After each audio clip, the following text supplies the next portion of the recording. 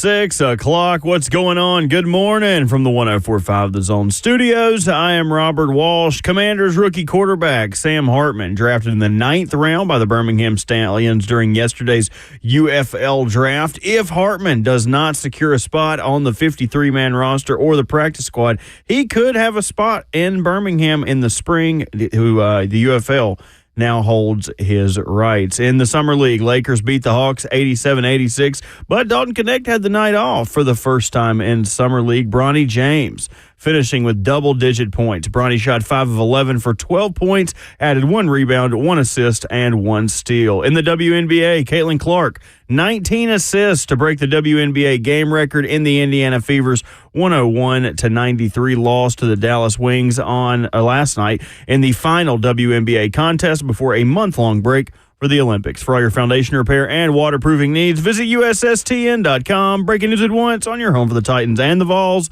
This is 104.5 The Zone.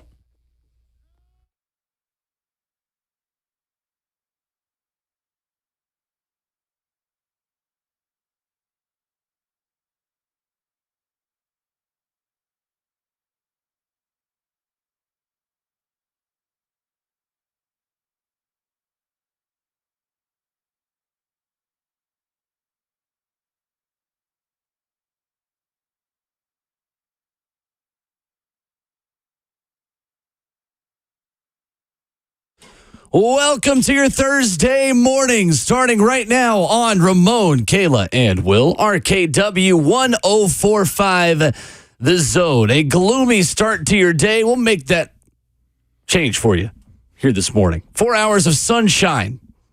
One way to put it on Ramon, Kayla, and Will. Ramon Foster, Kayla Anderson, Robert Walsh, Will Bowling. We've got a final Titans roster move before training camp that looks to become more and more likely. Coach Dave McGinness at 7:20. ESPN's Bill Connelly talking college football. Maybe a little bit of U.S. men's national team at 8:20 this morning. The RKW Draft at 9:20. We have got You're Not That Guy at 7. Lots to get into. Streaming live on 104.5 The Zone TV, Facebook Live, Twitch, and YouTube. Twitch, please. It is Thursday, July the 18th. Good morning. How are we doing? We're good. Yeah. I've been hearing stories of some viewing that people did last night, including Ramon Foster. Yeah, I did. Checked out Netflix, Worst Roommate. Worst Roommate. Lord, these people are crazy out here, man. I'll just leave it at that. There's some crazy folks out here. Also started wide receiver, too. Yeah. One episode in? Or I love the first version of it better with Amon-Ra. Amon-Ra and who's Amon-Ra St. Brown. St. Brown. Amon-Ra St. Brown. And who's the other one on the first half of it? Wasn't Kittle, was it? Kittle, yes. It was Kittle. No, it wasn't Kittle. I forget who it was. Either way, though, I didn't like the Devondre Adams version of it. It was Devondre Adams? Devontae. God, yeah. Why am I thinking of Devondre? And oh my gosh, I'm mixing my players and cities up right now, man. Devontae Adams. It's early. It was it was giving a lot of. It was superstarish, is what I'd say. Sure. It was more theatrics to that one. I felt was like. it Debo Samuels? Debo Samuels, yeah. You're going to take the ass off Debo Samuels, too. Debo I'm Samuel. Sorry. We're all Debo off. Samuel.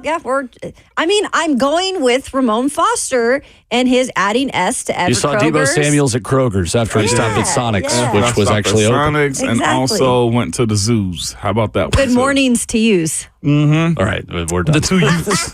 Yeah, we can do this morning. Yeah, we're doing all of this morning. With that being said, though, it is a lot of insight to it. I thought Randy Moss's opening to wide receiver was very freaking solid, too. I like Randy, man. I'm glad that Randy, who's a very country individual, has embraced just simply the way he talks and doesn't shy away from it. That is super cool of him.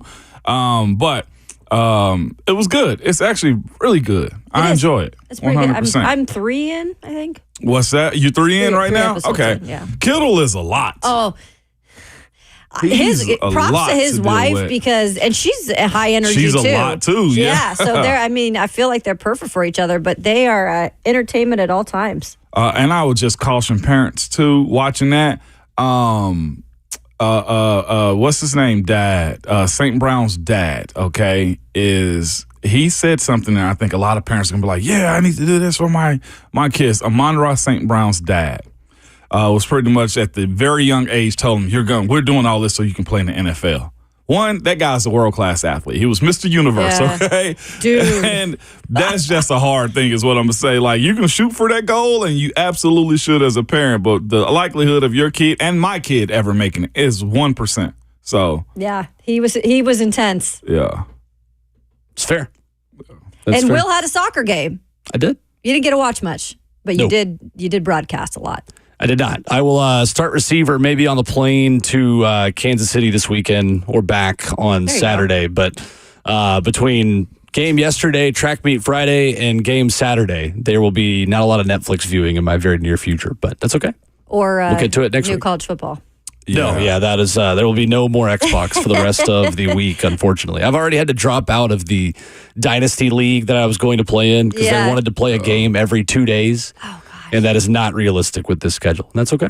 Yeah, no doubt. By the way, Justin Jefferson is a kid.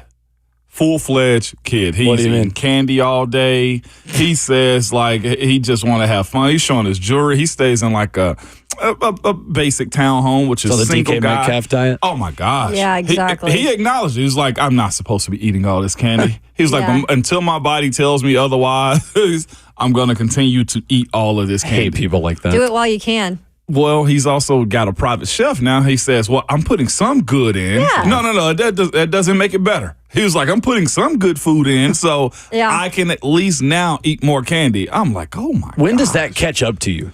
Like, what age does that catch up to you as an athlete? To me, I could never do that and, like, perform. When I was still a college athlete, I had to eat, like, perfect in order to feel good. I had friends who could eat whatever they wanted. Like, I had a buddy, well, maybe not a buddy, a guy that I roomed with for my first ever trip at Tennessee, and he ordered a Papa John's pizza to our hotel room at like midnight. We had a 5-mile race the next morning. I was like, what if I did this, I would get last. I still almost got last, and I was perfectly healthy. And he was very good. Oh, my gosh. When does it last? I think 30. 30 is when I think you're mentally mature enough to be like, I don't need all of this. DK Metcalf is still doing it in his 20s. Justin Jefferson is still doing it in his 20s. Like, I knew guys that would do that too. Order full, like, pizzas the night before the game. Mm-hmm. It's genetically, you just different, I guess. But I guess the other thing goes too, like, I would go out and party in college, but some dudes could just thrive off of it. They don't even sleep. It's crazy. I cannot even comprehend people that can do that. Thirsty Thursdays, they was there every week. Yep. They every weekend, and guess what? They show up on Saturdays. Sure. Show up on Saturdays. Must be nice. It must be nice. I think 30 though is when it steps up. Mm-hmm. It's fair. It's very fair. What was your pregame meal of choice?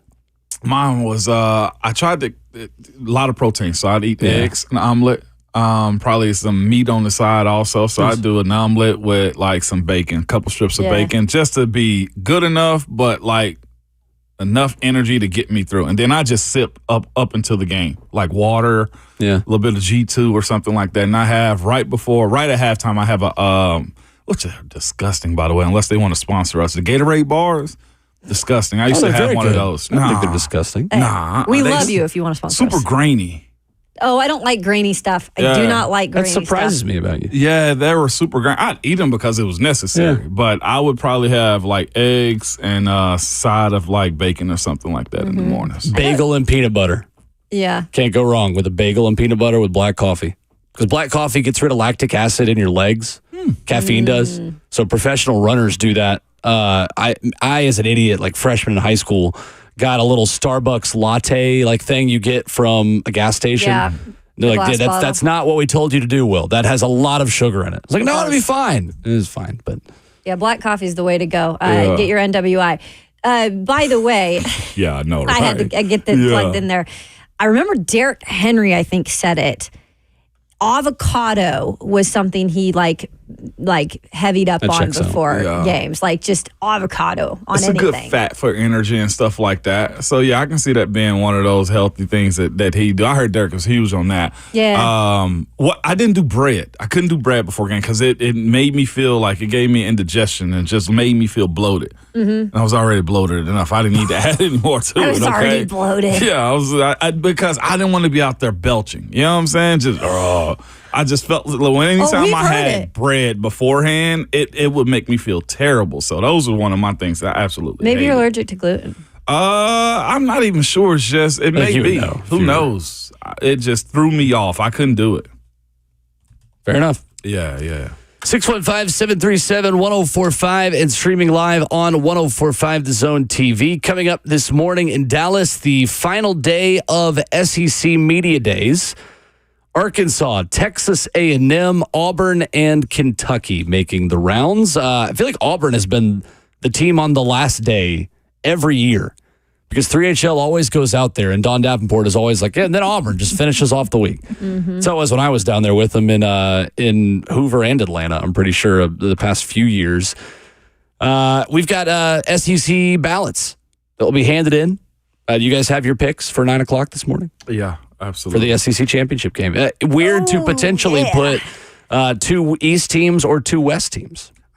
That's so weird to think about. I have like half the conference going 10-2. So, because you can't the way I always think of this is you have to, when you're making a championship ballot, you have to go through and actually all right, what is everyone's record going to be? Right. Because a lot of times we just be like, oh, these are the 2 teams. Then you look at the actual games. It's like, wait, no, I have them going 9-3.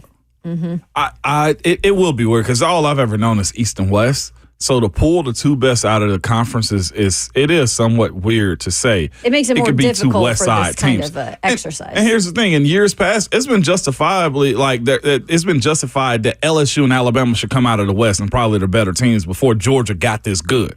So we've been here before as far as that West and West goes, right? But it is somewhat fascinating looking at it as just one big old melting pot of friends now. That's what they are. It's One big old melting pot. like that dip, the Velveeta dip that you just Rotel. kind of Rotel. Oh, you can't forget Rotel. Oh, yeah, Rotel is manna from above. you just put Stuff it is all in there. amazing. It is by far the best. No free showers, but a decent one though. McAllister's has something similar to that. It's Oh, weird. they do? I'm telling you, love Never seen McAllister's, that. though. Oh, I love McAllister's. Did not see that on they do. the menu. Yep. I got to check With that their out. nachos, and ask me how I know. Ooh. I didn't know they what had I'm getting nachos for then. lunch today. See what I'm saying? There's There you go. McAllister's right down the road. Hey, sponsor us if you want. One of the great Everybody. days to host a morning radio show if you are a golf fan. Royal Troon hosting the Open Championship that has been underway for the last 2 hours. 5 men tied at 2 under. Mm-hmm. That was talking golf. 615-737-1045, our number coming up. There are options for the Titans when it comes to one final addition they could make before training camp. What the Jamal Adams signing means for the defense and where they could go next. That is coming up next.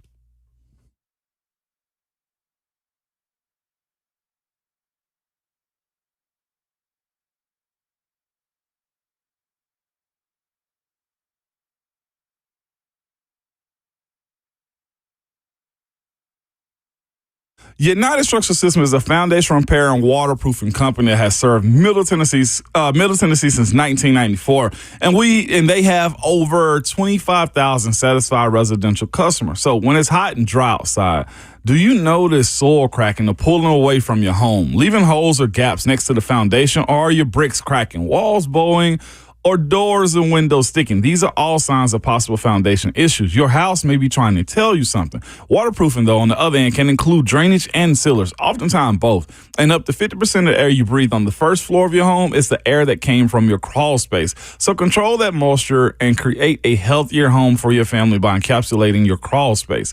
Mineral repairs are guaranteed for the lifetime of your home also. Again, they've been here since 1994, aren't going anywhere. And when you work with a new guy in town, guess what? You have no guarantees that they will be around the way United Structural Systems have.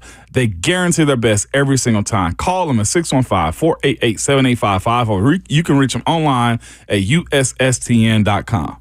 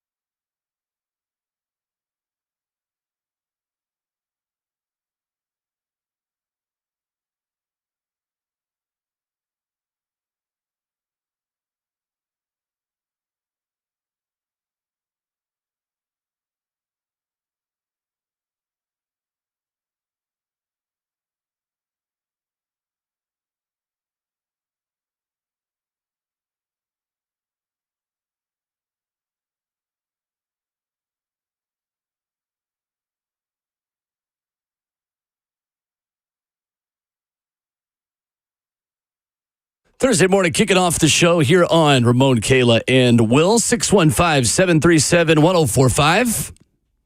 Ramon Foster, Kayla Anderson, Robert Walsh, Will Bowling, and on the 1045 The Zone app, wherever you go, and on your favorite podcast platform when the show comes to an end. Guys, another move the Titans could make looks to be at the position they just made an addition this time last week. Coach Dave McGinness will join us at 7:20 this morning and talk to us about Jamal Adams, what that addition does for the defense. That was an unlucky scenario where that news came out at 10? Yeah. Like the second we got off air. Did. On Thursday last week. But if the Titans were going to add another safety, it looks like two names are emerging. And Paul Kaharski reporting the Titans have been in contact with former Broncos safety Justin Simmons and have also explored Quandre Diggs, a free agent who is teammates with Adams in Seattle, 31-year-old who has been to 3 Pro Bowls. The way we see Jamal Adams fitting into this defense, do you feel like there is another move still to be made before camp starts middle of next week to bolster that defensive secondary?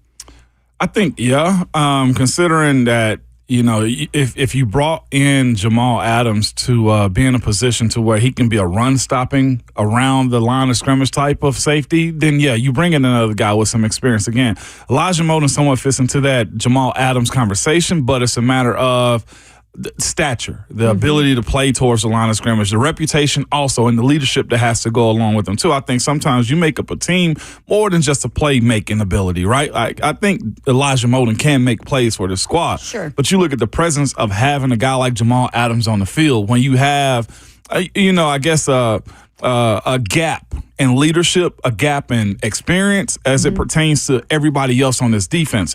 What you do with a guy like Quandre Diggs is you put him in specific roles, probably more on the back end of this defense, more the blanket scenario, right? Yeah. With Amani Hooker and the packages that you can have with this many bodies. And even if they're playing the same position, here's the thing we've learned about the NFL. Over the course of these 17 games, you're going to have guys missing at some point in time. And we've seen Elijah deal with injuries before. Jamal Adams has as of late with his injury reputation too, and even Amani Hooker, right? So we've seen these things pop up. The more bodies you can have and the quality of bodies, even if they're about to be 30 or 31 years old. He's already 31 years old. Quandre Diggs, you have stability in knowing that we have available options for us, and you can specifically put guys in roles that they can be successful. And that's why I think more than anything, we'll see what Denard Wilson defense is going to look like. But I guarantee it's going to be more role-oriented, especially in his first year, as it pertains to the style that he wants to play, how aggressive he wants to be, and having coverage on the back end is where Quandre Diggs can flourish at. The thing about him last year wasn't, according to PFF, a great coverage year for a guy like himself. But everybody coming here, I feel like, is going to have something to prove. Quandre Diggs, if you bring in him, or if you bring in Justin Simmons, too. These, to me, will be one-year deals, and it probably depends upon the price on who you're going to get for guys like these two. So I think everybody, and it's not just, trust me, it's not just here with the Tennessee Titans that you want Justin Simmons. I do work in Pittsburgh, too. They want a guy like Justin Simmons. It's a matter of market, I'm sure, for a dude like him. And it comes down to how good of a team is going to be. So I like the Quandre Diggs conversation. It's a matter of the same thing with Jamal Adams, Price, and they were former teammates. The stars align in a situation like this, but it's a matter of I'm sure hashing out money at this point. Yeah, it always comes down to that, especially for the player at this point when we're getting close to training camp. Justin Simmons, the word on the street is clearly his asking price is a little bit up there, I think, starting at $10 million. I don't think a lot of teams want to really budge on that with a safety that's over 30, which most of the safeties right now available on the market are around that age.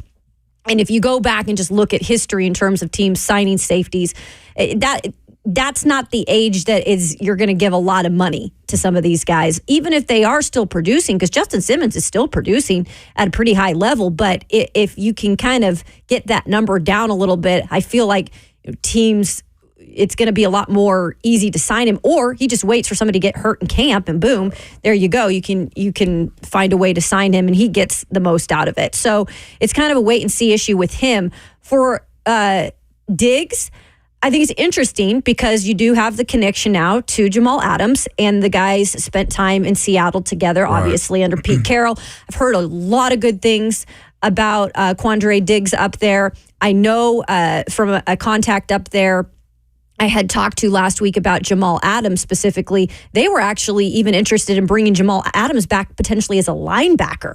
And now they have a guy like Diggs who they're also interested if he can sign for maybe cheap if nobody else wants him, they'd bring him back there as well. But it looks like the Titans are in on this conversation, and rightfully so, guys. I know you mentioned last year wasn't his best year, but this guy has shown a lot of ball hawking skills in the past 4 years specifically, just in terms of he only had one interception the year before. But if you look at what he had in 2022, you had a guy with, let me see here, 4 interceptions. The prior years, 5 and 5. Yeah. So even when we say ball hawking skills, that brings me back to Kevin Byard and all of the things that we used to say about Kevin Byard. So I think I loved your comment about the role playing and how maybe Denard Wilson is looking for this defense to just have specific role players. It's like a puzzle fitting the right pieces. It seems like that's what he's doing with this defense. And I think this would be a really excellent add safety-wise. I know he's over 30,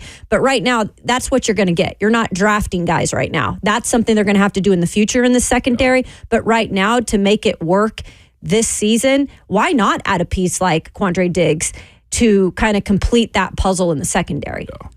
Quandre Diggs last season missed 20 total tackles. It was his second worst year according to Pro Football Focus, with only 1 interception. In fact, his game against the Titans was graded out as his second best performance. Availability, a major plus when you talk about Diggs. He has played over 1,100 snaps in 4 seasons in a row. Last year, though, he missed 17.5% of his tackles. One of the worst totals of his career. 2023 was really the outlier, though, because before that, he was still an excellent player within that Seattle defense. And by many accounts, too, right? I mean, PFF grades tell you a story over 2 to 3 seasons. They don't always tell you the best full picture in one season. It's where I think analytics are a secondary source and maybe not a primary source if you're looking at it like you're writing a research paper about a player. It's a meaningful statistic. It's a meaningful grading system, but it is not everything. I think PFF's own folks would agree with that assessment as well. From 2019 through 2022, Quandre Diggs had 14 interceptions, never falling below 4 in any of those seasons. I think from what we know that has been reported, from what we have heard about what the Titans could still do, I think Quandre Diggs is the name that is emerging ahead of Justin Simmons at this point. And I'm curious if the Titans would have to pay a premium price for Simmons, considering they are further away from contending than the other teams that will be vying for his services. That's the vibe that I get from Justin Simmons, is that if the price is high, then a team like the Titans, who respectfully are further away than the Eagles, who are also in the mix for his services. Pittsburgh, you could say, is right in that mix, maybe a little bit ahead of where the Titans are, I think, comfortably at this point. I think the Titans would have to pay a premium for Simmons. I think Diggs is the guy that is starting to emerge as the more realistic option. Yeah, and again, Justin Simmons knows he's well sought after also, you know, and again, this offseason, his thing was about the money. Like, he wants to make sure that he's compensated well for it. But things change this time of the year. If you get Justin Simmons below the value that he potentially wants, I think that's still a win. Let's say if he's asking for 10, right? Still.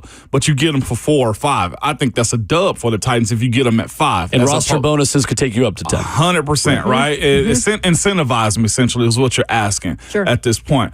To your point about Quandre Diggs, to me, I think it's, again, he's been more available than unavailable in his career. I love that about this situation for him. Again, and if you look at what he's being asked to do, too, it's not necessarily around the line of scrimmage. You won't find sacks on his stat line. You won't find TFLs much at all on his stat line at either. You're looking at a guy who's good and covered side to side, that can have the ability, until last year, Will, you're right, of getting interceptions or being Johnny on the spot. That's one thing that Byard was. In clutch moments, he was there for you in those moments. I do think, what could he have been in the Darnell Wilson defense too? I mean, legitimately, put him in coverage and let him go. Because he's not missing games still. No, he's still available. But in terms of all the time. I know he's with the Bears. And it's super cool too with Quandre Diggs. His last 3-4 years he's made Pro Bowl 3 out of the last 4. I think that's a unique stat line to have, to where even in his later years at 30 years old or 29 years old, he still had Pro Bowl level of play left in him. So if you're getting a 1-year rental for a guy like that, and it's just simply that, a 1-year rental at this point, this late in the offseason before you sign,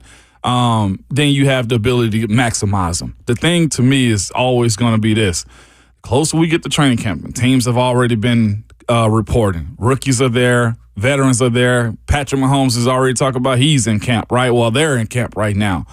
Money dries. Guys get desperate. The fear of missing out is real with football players. I don't know about any other sport, but with football players, because there's only one league that you can honestly play in, if you're not signed by Monday, most likely you're going to take a little bit less, I'm guessing, for most. Yeah. And that's why that was my question, too, to you. With camp officially starting up next week and our first media availability, where our show will be again live with Buck Rising Show following us, would you assume that this would, if something gets done, it would get done by, like you said, Monday? Or is there a possibility where, you wait a couple weeks into? I don't really know that one, because initially I would say if the Titans are going to do something, I'd do it tomorrow and do a Friday dump. Well, and if depends on which guy you're signing also. Yeah. And I'm more so talking about Diggs. Sorry, I didn't point that out. And again, if the Seahawks are still interested in possibly bringing him back, obviously it comes down to money. Yeah. Well, now he's got a bidding war. Exactly. So yeah. And I'm not saying that's officially happening. That's just kind of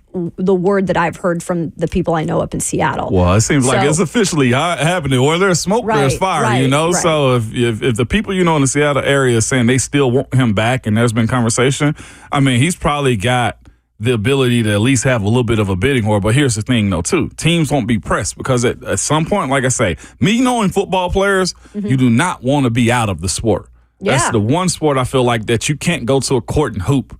You can't go hit tennis balls off the machine. Sure. Like, you got to physically do football at all times, right? So baseball, you can hit off the machine all you want to.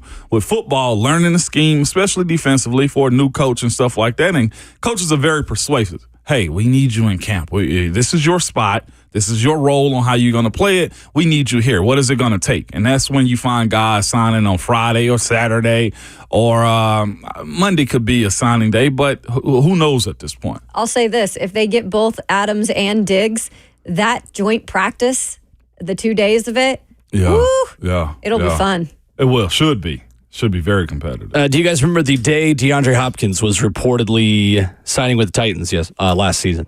I kind of do. Days blend together, but give us a refresher. You got a guess? I'll go 3 days into training camp. I can't. I want to say, was it a week? Well, I mean, I don't know when training camp started. I'm looking up for a specific day in July. Oh, a specific day. Give me July 26th. The 28th. 16th. Okay. July 16th. And then he was officially signed right as training camp started. So, to be fair to Ran Carthon and the Titans organization, they had Jamal Adams in the building doing an OTP with Mike Keith and Amy Wells that dropped the second they signed him last week.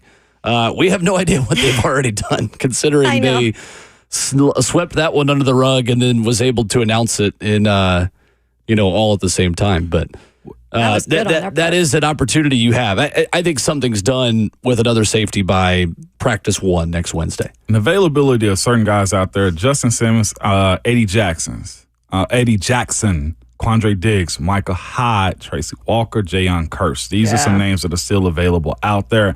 Tashawn Gibson, he's 34 at this point right now. So it's some names, right? And most of them are closer to 30 or over 30.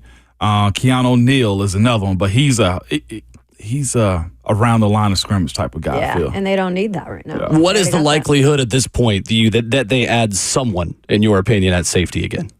You feel like it's more likely than not they get another body in there? I do, because the conversation is there. And I think, again, where you want Jamal Adams to play, I think you have to be at least 50-50 shaking the trees somewhere to get a deal done. And the other thing for me is this, just in general, the fact that your team is in these conversations. Like, I know it's a need, but the idea that you're going or in serious conversation with these dudes, I think is letting you know that, like, I've heard they're gonna compete. I don't know what level of, hey, we're gonna compete means, right, and put a good product out there, but this is where you have to start jump-starting this stuff to where you're just not going to be the bottom of the AFC South. Yeah, I think it has to happen. I mean, when Jamal Adams was signed, I think people were so mad because they didn't understand that this was, like I said, more of a piece of the puzzle, situational things for Denard Wilson to work with as him being that guy. But they don't have the solution yet for deep coverage in terms of complementing Amani Hooker. I think Diggs could be more that guy. Obviously, Simmons is that guy that's top of the list, but I think they have to fill that. What does this mean for Elijah Molden? What's his best role moving forward? Dime. Yeah. Dime at this point. Stay healthy. Yep. Also. His role at this point is to potentially learn as much as you possibly can from Jamal Adams. Mm-hmm. How do you do what you do? What does your offseason look like? Can he stay off the medical list as far as his groins go, right? Like, those are the things that he have to answer for. His role to me will be special teams and being a dime, or having him cover the wide receiver slot guy instead of the tight end. I look at Jamal Adams as covering the tight end type of slot, or around the line of scrimmage more than anything in this defense, and blitzing. Mm-hmm. I think you do better with Elijah in coverage than you probably will with Jamal Adams at this point. 100%. And that's the thing, too. When it all comes down to it, y'all, they have to have depth. They have to have depth. That is one thing they've struggled with, the secondary specifically, in the last couple of years. That's no question that has to be there as well. But then if you have the ability to have both of them on the field at the same exact time, yes. I mean, you have the ability to mix it up to where you send one and drop the other. Like, I know Jamal Adams has been a liability in coverage, but the idea that you can get to the quarterback with 4, right? Mm-hmm. And have him potentially drop back. I think that's where it can be very advantageous for a guy like him, that you hope that your front 4 get home more often than having to blitz him. It's the threat of having that weapon to me. To me, this also says that they see a bigger role for Rashad Weaver than they do Elijah Molden. Because I think they could still use another edge rusher, but it feels like they value the edge rushers they have getting better with better coverage behind them and having more time to rush the passer. For me, I think edge rusher and getting another body in that area of the defense is right up there with getting another safety. I still feel like they are 2 moves away defensively from really feeling comfortable about the depth that they have. And granted, you can't fix everything in one offseason. We've said that a million times through this spring and summer, but I'm interested to see if they do anything there as well. It doesn't feel like there's the same buzz. The buzz on Diggs and Simmons, we started hearing it, and everyone has kind of started discussing this. Of course, Paul's report comes out earlier this week, and it's out there. But I'm just curious what their plan is at edge rusher and who can emerge there, because it just feels like they are really thin there. If they add a safety, now edge rusher becomes the one under the microscope of like, all right, what we got here? Mm-hmm. Yeah. That is something on OTP that Mike Keefe and Amy Wells did with Jimmy Wyatt. He said he thought D-line was a little bit of a concern. You bring that up. I'm with you. He said that, the depth of D-line. Jeff, and then, even the D tackles. Sure. Nobody knows what Tavondre actually is. Yeah. Exactly. Yeah. 615-737-1045 is the number. Yesterday, Team USA, a couple weeks ahead of the Olympics, they have a vintage Team USA performance behind one veteran who caught fire, to say the least, last night. We'll catch you up on what you missed if you did not see that, and take your phone call, 615-737-1045, as we wrap up Hour 1 next.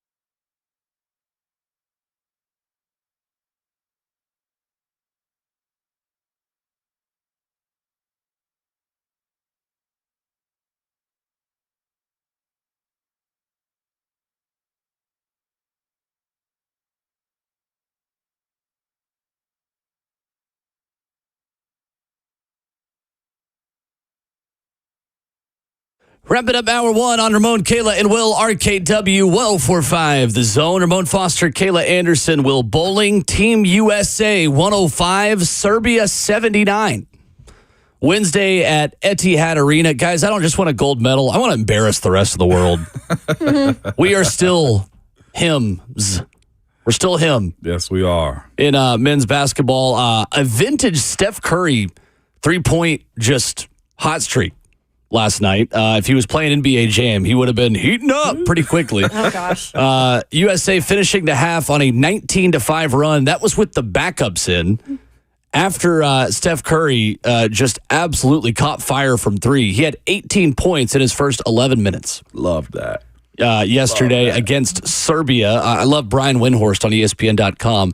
Stephen Curry had a sizzling 18 points in his first 11 minutes. Crazy. One of those hot streaks that raises goosebumps throughout arenas as those high-arcing three-pointers splash repeatedly through the net. All right, Brian, easy, buddy. Is that another one Olympics of his haven't viral started yet. moments? Is that another what? Windhorse viral moments. He always has like one a year. Man, whatever it is, that team is geez. good, man. They are significantly better than anyone else they're going to see in the Olympics. And I saw people giving them crap for the Australia win. They won by 6, but they'd also went up by 20 and took their foot off the gas and just coasted to a win. Trying different rotations. Yeah, trying different rotations is what they had going on. But 105-79 victory is which is appropriate for them, for the Team USA basketball team. They got stars, and these stars are able to go in, get their points, and get out, and just, it's waves of it. Halliburton, I think, in the Australia game, they just kept going to him. Like, they're trying a lot of stuff out before it gets more serious, man. But it's interesting, the wordplay that Windhorst has in this, though. Merciless firepower. Yeah, I was just about to read that one, too. This reads like an ad for a new Mercedes-Benz E-Class. Merciless firepower and relentless talent deployment. Yeah, I mean, I feel like it's like a Mercedes-Benz. new hybrid. Yeah, something. Yeah, no, it's good. I'm glad to see that dominance is still there. Again, we'll see what happens when they run up against France. There's a couple other squads out there that have some youth. Pretty damn good team. They already smacked the big Canada. one. Yeah, they smacked Canada last week. So remember we spoke about that. Who was on that squad? Dylan Brooks walked in front of Anthony Edwards as he was doing an interview. Shea Gillius Alexander. Shea Gillis Alexander. Yeah, he was on that team. They already dog walked them too. So I think France will be the biggest test. There are a couple other teams that's going to go. Spain probably, right? That's going to give them some heat. But look at this lineup right here. When the public announcers do a line change, Anthony Edwards, Anthony Davis, Bam Adebayo, Tyrese Halliburton, and Devin Booker. Yeah, that's coming off your bench. Coming off the bench, Anthony man. Edwards, too, has been the most consistent scorer in the Olympic tune-up. Steph Curry had 24 points yesterday. LeBron had 11. Bam Adebayo adding 17 points. The U.S. made 16 threes in this 105-79 win over Serbia. They are doing this in a lineup that has 7 MVP awards on it, and that's not including Kevin Durant, who is dealing with a minor calf injury. They are loaded. Yeah. He goes on to say, I mentioned France and Spain being one of their tough opponents, but he goes on to say Serbia is potentially the USA's strongest contender for the gold medal. They have Nikola Jokic on this team too. So again, it's a matter of having Embiid on him, right? And being able to defend. Can he defend Embiid around the perimeter? Because he will shoot, he will drive. They'll let him facilitate as it pertains to his playmaking ability. I talked to my basketball expert, Ron Slay, and he was just saying this He's team in the F&M Bank chat. should revolve around Embiid and Anthony Edwards for the most part. Yeah, I am not a ball knower. Clearly, Anthony Edwards really is that guy on this team. He was very cocky about the way he went about his business, but when you back it up like this, then you can be as cocky as you want. So credit to him. I just think it's changed for Anthony Edwards. I think as far as NBA timeline goes, he is next up. And I think all the old LeBron, Steph, KD, everybody, the way he dogged out KD and the Suns.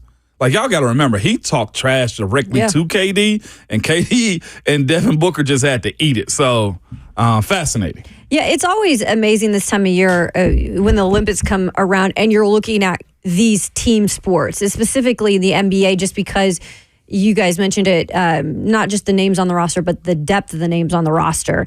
And for all of these guys that are superstars in most of their markets, whether they're young like AE or they've been in it for a really long time, like LeBron James, for them to all come together and play together and kind of put the not egos aside, because they still all have their egos, but to be able to make it work and to be able to want to just play for one thing. I think that's why we continue to love things like the Olympics, because you do get your stars of your country that represent all your favorite teams coming together to represent one team. And I think that's like the beauty of it that we don't talk about as much. Like we talk about, USA basketball dominates. That's fine and dandy, but it's also awesome that they can all find one Common meaning ground. to play together, because there is, during the season, so much competition and, trash talking, which we all love. So that's like my favorite part about it too, when you look at the team sports, specifically in the Olympics. Feels like this year's kind of the end of an era for U.S. men's basketball. You kind of have a last dance vibe of LeBron wanting to play one more time, Steph Curry wanting to play one more time, Kevin Durant wanting to get back out there. So I think a uniquely star-studded roster in 2024, because this team lost the FIBA World Cup and got a little bit offended by it. So LeBron James said, and I took that personally, and said, let me grab a basketball and join you. And that was the thing. They did talk about that. It's like, no, we 100%. can't allow this to happen. Mm-hmm. I mean, we got beat in American football by Japan a few weeks ago. Where are all the... Oh, God. Don't get me What started. is I'm that? done. I Should still not don't have even done that know. at the end of a segment. Yeah, 615-737-1045 is our number. You're Not That Guy is coming up next.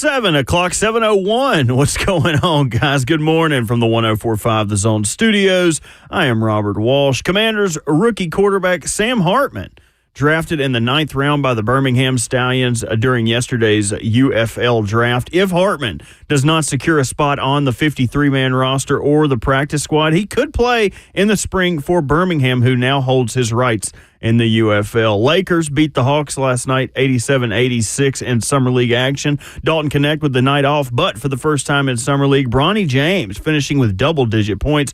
Bronny shot 5 of 11 for 12 points, added 1 rebound, 1 assist, and 1 steal. In the WNBA, Caitlin Clark had 19 assists to break the WNBA game record in the Indiana Fever's 101-93 loss to the Dallas Wings last night in the final WNBA contest before the month-long break before the Olympics. For all your foundation repair and waterproofing needs, visit USSTN.com. Breaking news at once on your home for the Titans and the Vols. This is 104.5 The Zone.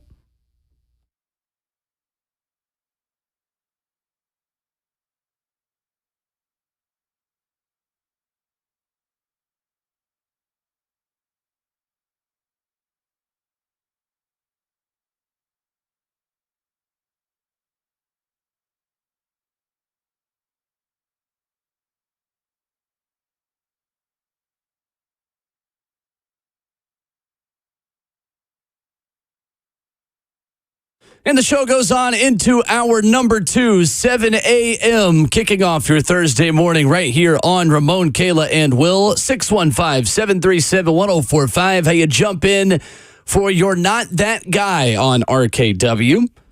The R for Ramon Foster, the K for Kayla Anderson, myself, Will Boulding. Robert Walsh makes the show happen.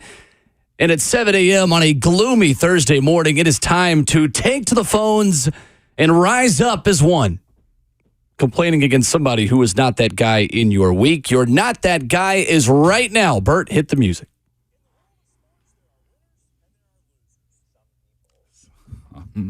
People.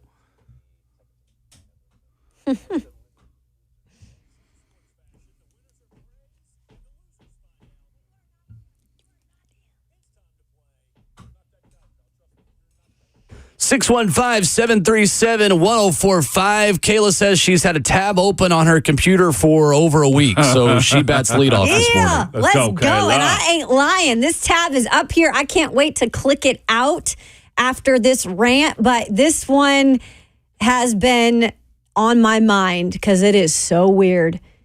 Okay. So I used to work in Columbus, Ohio, so on my feed on X, I get a lot of just things that come through with some of the people I still follow up there. So last week specifically, I had a article come down from one of the news outlets, and I said, what is this? It was a unique title, and I'm not going to say it yet because that will give away the story. So Matthew Pancake, a resident up there, which does the very disservice to pancakes all around, IHOPs everywhere or Cracker Barrels. He just does a disservice after this story. Matthew Pancake is accused of breaking into the famous footwear shoe store on Hilliard Rome Road after 2 a.m. The police report alleges Pancake, 31, busted out the glass of the front doors of the store. Now, he is also accused of one night, I guess he was having fun, breaking into a Petland store and a Rooster's restaurant. So then the story gets really weird, though. Because of the Petland break-in, police say that 2 hamsters were recovered in the suspect's pants pockets. Also, Pancake was found wearing a leopard print onesie while breaking in to all of these stores, including the pet store. The Columbus Police Sergeant Joe Albert said it was very odd. Obviously, we don't know what this individual is going through. So it was so bad that they obviously recovered the hamsters from the pants, and they had to go back and make sure that these animals were okay. So they had veterinarians come back into the Petland store and make sure these pets had not suffered anything further. Also, a ferret and bird were missing from the Petland store. This guy clearly arrested, but I don't know what this guy is planning to do with, these types of hamsters in his pants. But man, Pancake, you are not that guy, sir. Those are the crazy things you do in Columbus when you can't beat Michigan. God. You take to the streets and take your anger out on young hamsters. I mean, Was he supposed to be Ace Ventura? in a leopard print onesie? So fun. Don't worry, Ramon. I've already done you the luxury of looking it up. How much is a Louis Vuitton leopard onesie? Do they have them? They do. Are you kidding? I'm going to go $3,600. You rich. Oh, I wanted to cuss. $3,500 for the Louis Vuitton leopard onesie. Wow. Y'all need to see this guy too. If you look it up, he looks like he's a guy living in the jungle. Like he has Bert's hair, but shorter. So You can't be dissing Bert just like wait a second. Calling me bird of the jungle. Man, that's crazy. Because of the curls. And then it looks like he's wearing like Tarzan. It really looks like he's trying to be Tarzan of the jungle. Tarzan? Yeah. Yeah. Yeah. Would put the emphasis on the last syllable. Tarzan. Tarzan. Whatever. anyway. My You're Not That Guy goes to a hotel I have been to now twice this summer. I have made 2 trips to Kansas City to broadcast track and field. I have a studio there that allows me to broadcast track meets around the country off of a massive studio that has 3 televisions, a bunch of different monitors. That's not the part of the story. The track always goes well. My issue is with this same hotel that I have been to twice. And I've asked for an early check-in both times. And this is a situation where I might be the one that's not that guy in this scenario, but I do not think that that is true. Both times I've gotten to this hotel, I take the earliest flight to get to Kansas City. That way, if there's a delay, I can still make my broadcast, which is set to begin around 5 or 6 p.m., depending on which week it was. This past week, it was 6. So my flight was delayed an hour and a half last Friday. It was great. Extra hour of sleep. Sure. Perfect. I get there around 11:30. And this is the second time that I've gone up. The first time I went and said, hey, can I get an early check-in? This lady looked at me like I had 5 heads. Like literally, this is in Liberty, Missouri. We're not talking about downtown Kansas City. We're not talking about like a major metropolitan area. She looked at me and just goes, I have nothing for you. Oh. I can't get you until 3 p.m. And I look at my watch this first time. It's like, well, ma'am, it's 9:30. So I'm going to be sitting right here staring at you from the breakfast area until you can get me a room. 30 minutes later, she gets me a room. Same exact thing happens last week. I get there. We will have nothing until 3. Yeah. 45 minutes later, we have that room ready for you. This was 11 o'clock.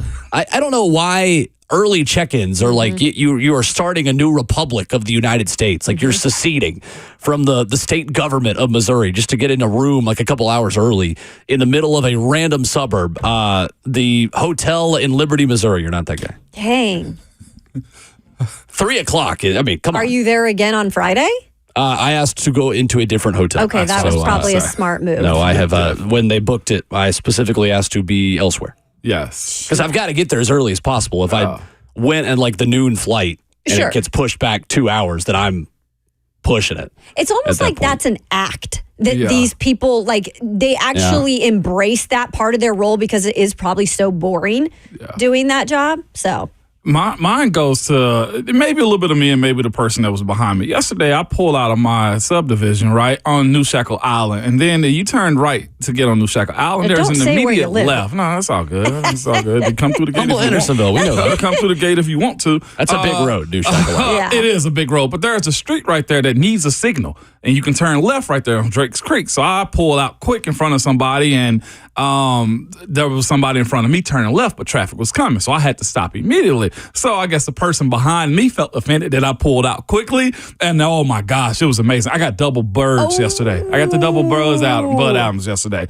It was awesome, okay, because I laughed. I absolutely laughed because I'm like, all right, yes, I did pull out, but you was going to have to stop regardless, right? What was so fascinating about it, though, it wasn't even really the driver. It was the passenger of the car, and I'm just like, bro, why are you upset? It ain't even your car, man. Like, relax, all right? You had to stop regardless. And Was if it you the wasn't flying on this woman road. or male? I'm not going to give Okay. you who it is.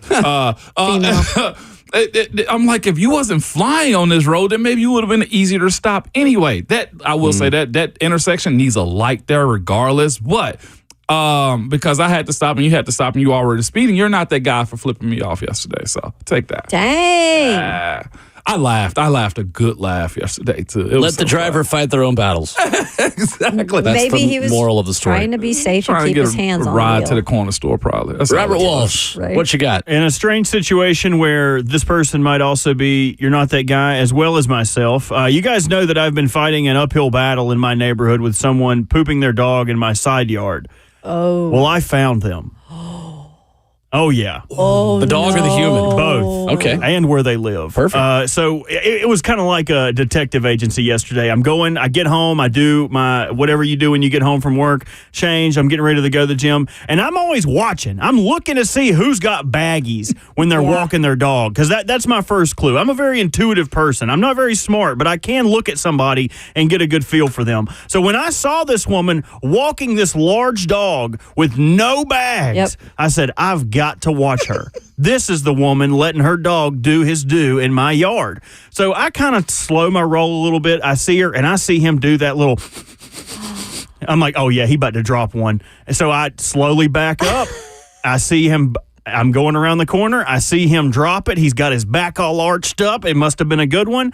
And I wait for her to bend over and pick it up. Nothing. So I bring my car to a screech, throw that thing in reverse, get back in the driver's lot. And I get out, and I have a shovel in my garage. And I shoveled every piece of dog poop, put it in a bag, got back in my car, found this woman walking, and I, like a spy, followed her to find where she lived. Oh, my God. As I saw her finally turn and open a door and go inside, ladies and gentlemen, we've got her. I brought that bag of dog crap and I dumped it all over her front porch. And she ain't got a ring or nothing. So she's just like me. Now we're both wondering who the hell's pooping in my front yard. For the lady pooping her dog, I got you. I know where you live now. You are not that guy. Outstanding. Hey, Way to go, Bert. Way Absolutely to go. The outstanding. next time I find one, I'm leaving a log. that's what you call standing on business. I wish she mean- would have had a man with her so I could have whooped his Yeah, ass. she is. There ain't nothing I could have said to her. I wasn't about to holler at a For lady. the foreseeable future, she is in a very crappy situation. Eric in Nashville, 615-737-1045. What's up, Eric? Oh, guys, I don't know if I'm going to get through this. So, guys, I'll tell you what. Normally, I'm out walking the neighborhood this morning, but I had to make sure I checked in before I did that, guys. Guys, I've got like about 4 I could go with. 3 of them I've heard in the last month. One I still got, I've held on for a long time, but I think this is the best one I'm going to go with. So, guys, you probably heard about Taylor Swift and a recent Eras tour. Of course, when she was in London, all the celebrities were there. Everybody having a good time. So, of course, one of the highlights of the tour, of course, was she was backstage when she was taking selfies with Prince William and his kids, George and Charlotte. Everybody was having a good time. That's what was highlighted. But, guys, I don't know if you heard about this. So, of course, where Taylor Swift goes, of course, Travis Kelce goes. And you may or may not have heard about this little incident, interaction that happened between Prince William and Travis Kelce. So he goes backstage, meets the Prince. He is so excited about meeting him. That's part of the first sentence that he's talking to him. He uses an expletive. That did happen, guys. He said something to the effect, dude, you are so MFing awesome. And so, of course, when he said that to Prince William, the reports are was he was cringing because, of course, his kids were nearby. The reports were that Taylor Swift wasn't too thrilled that he used that terminology in greeting the Prince. And, of course, it's also, guys, was uploaded to, I guess, Taylor Swift's social media page. It was also uploaded to, I guess, the Royals' social media page. And they had to edit out the expletive they used. Dude, you have to know where you are. You have to know what you're doing. And he doesn't want to have to explain to his kids the expletive that you use. So, Travis Kelce, you are definitely not that guy. Guys, y'all take care and we'll talk again soon. Thank you, Eric. You're not that guy, pal. Trust me. You're not that guy. Brutal. In front of the children. Yeah. Man, hey, he I ain't got kinda no like it. kids. He ain't got no kids, so he ain't got no filter. Coming up next, Titans Radio's head coach, Coach Dave McGinness. You can add You're Not That Guy throughout hour 2 at 615-737-1045 as Coach Mack joins us next.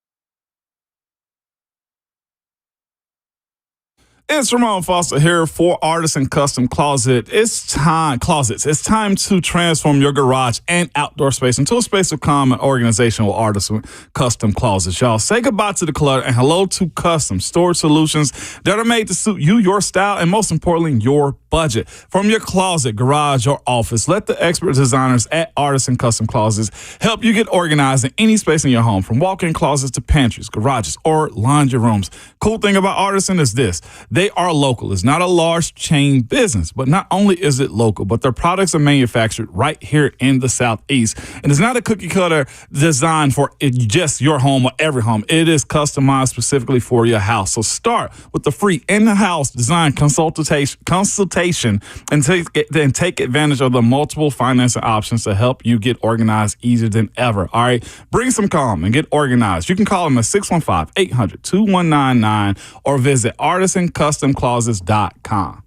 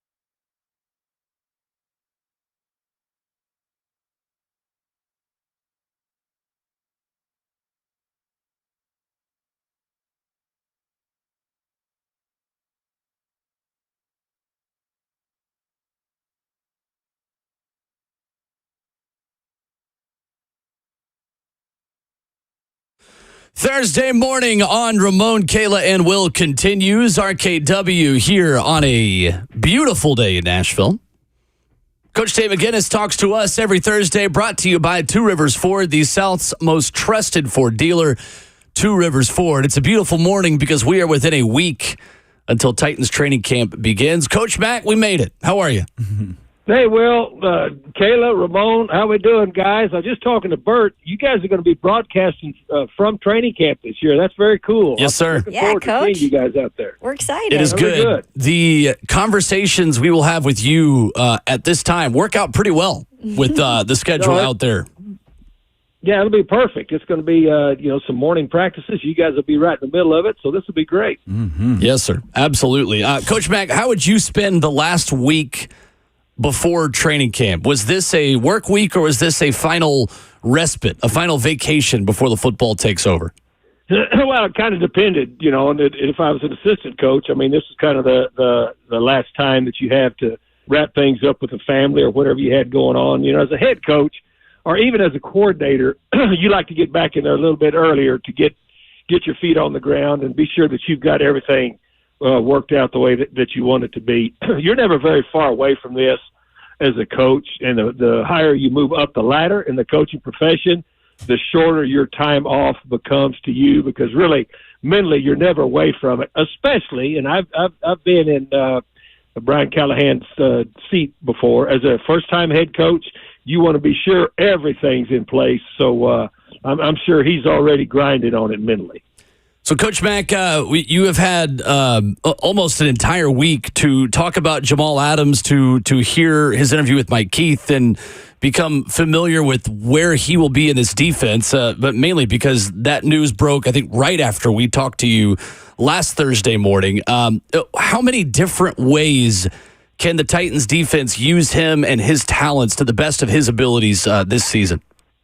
Well, I know that they have some things planned for him. Now, I haven't talked to Denard yet. I'll do that when I get back. I haven't talked to Frank Bush yet. I will visit with them, but I can relate it. I know this defense very well, having been involved in it with these guys, for 5 years in St. Louis and then L.A. At least the guts of this defense and the genesis of some of the things that they do with their altered defensive packages. And it reminds me a little bit. Now, he was at a different spot in his career, but when we traded with Tampa Bay for Mark Barron, when we first got there to St. Louis, because Mark Barron was kind of the same type of a safety / overhang player. And, he was playing Tampa 2 exclusively down there at Tampa. It didn't quite fit his skill set. We traded for him, got him in there, and had plenty for him to do, especially, as we got deeper into this defense. So I'm looking forward to talking to them about it. I mean, they're going to use him in some altered ways. And the other thing that happened with this situation was, at the point in his career as to where it is, this is a win-win for both cases, because it's a prove it type deal for him, and he clearly wants to resurrect his career at this stage from the last 2 seasons that he's had injury wise, and then for the club, being with the type of contract that he signed, I mean, it's a win-win for both of them. But they will have some specific things for him to do. It's going to be interesting to me. That's going to be I'm going to add that to the things that I'm going to be watching very closely at camp, along with the development of the right side of that offensive line in particular, and the quarterback, as to just how quickly and how many ways they're going to deploy him. Because but that in talking to him, because Denard was with him, and so was Frank Bush, and so was Stevie J. They were with him at the Jets. They know what his skill set is, and they also know him as his personality as a player. So they've got some things they've already talked to him about. I haven't talked to the coaches about it, but believe me, when I get back there, that's one of the first things we'll talk about. Coach Dave McGinness with us this morning. Coach Mack, man, welcome back into the city, I guess, and let's get to it, all right? With that being said, this right side of his offensive line, you somewhat alluded to it a second ago.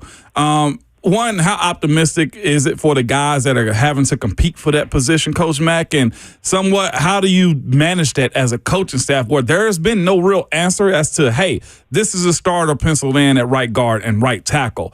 How do you feel about that position going into it, Coach Mack, with that right side? Yeah, well, I think this is paramount on Bill Callahan's calendar, because we watch the guys work during the OTAs. But I mean, you can speak to this better than anybody about how it's different when the pads come on for those people. The offensive, the defensive linemen. It's just different. You really kind of find out. I really feel good about this offensive line from the center on out. Now you've got some youth, and then you got some experience at the center. But I think those three guys are pretty much going to start growing together. I mean, you could see that coming on just with the way they progressed in the individual work that they were doing technique-wise with all the different things that Bill Callahan threw at them this offseason. That right side, they're still trying to figure out who is going to step up and do that. So to me, that's a huge number one priority. And I think we will all start to get some clarity on that once these pads come on. And I really have to believe that right now, Bill Callahan, being as experienced as he is, he knows he's got an idea of some of the guys. Now, he's brought some guys in that have been with him before, but to see how they will fit into what's going on now with this new iteration of this offensive line, that's something I'm going to be watching very, very closely. And look, everybody that's going to be competing on that right side, it's wide open. They've all got a chance. So to me, as a professional athlete, if you have not got a spot secured, this is an ideal situation because it's up to you to secure that spot. Now, you did that in your career. I mean, you came in and you had nothing promised. And so, you had to secure that spot, but at least you had the opportunity to do it.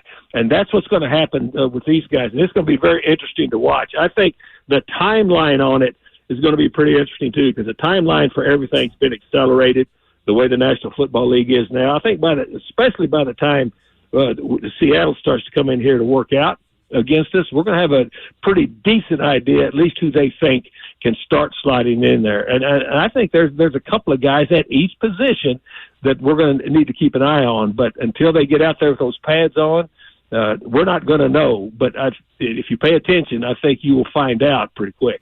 Coach Mack, you somewhat took me back right there, man, because I do remember being in that spot in about year 2, year 3, and going into training camp, I used to look at the vets and say, man, look at them. They don't have much stress at all going into training camp. But the idea, Coach Mack, and you know this to be true because you've been in this business for a long time, is depending on if you make the team, right, on the 53, can determine a whole lot for you moving forward because, again, whether you're a trade value to the team or whether you find yourself just cutting on the street, like there are some guys that really got to step up, and I'll throw a couple out there. Jalen Duncan is a guy that has to be in the contention for that right tackle spot. I look at Dylan Radins in the same conversation because, again, if it's there and you have a guy, and I listened to the OTP with Jimmy Wyatt, and he mentioned Sadiq Charles may be potentially a guy to look at and say he's probably just built to win that spot.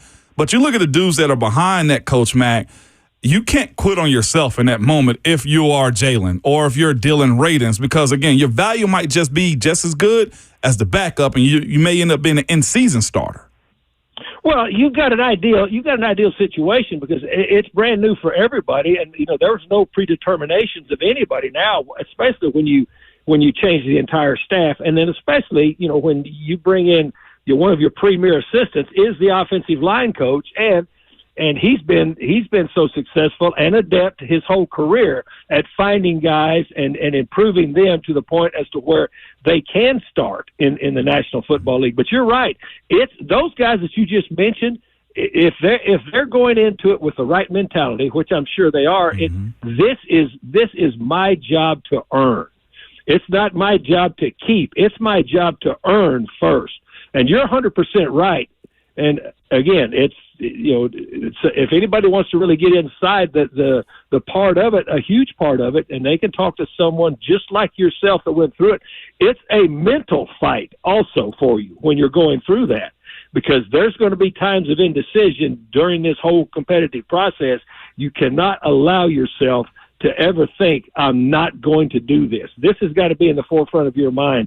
I've talked to so many players during the course of my career that were at this stage of their careers where they had a chance either to jump into it or to be left behind. It's up to you to decide every day. You know, when I say every day is an interview that was told to me a lot of years ago in this league, every day is also a challenge to you mentally to stay on top of it and ahead of it. That's what's going to be important to watch, too. And I'm not taking Kayla's air time away, Coach Mack, but I had to jump back in because when you said what you just said, like, I remember, like, being mad every day. I remember the anxiety of performing every single day. I remember asking the why me question, like, man, I'm better than this dude. Like, it's a lot that goes in to performing each and every day. And I think that's where a lot of guys can crash and burn because they're not mentally suited to fit it. Like, the physicality handles itself. It is handling those emotions of, man, I'm better than this dude and having to go prove it. And someday it just might not be your day in performance, Coach Mack. Well, everybody has some sort of physical capability or they would not be in a training camp.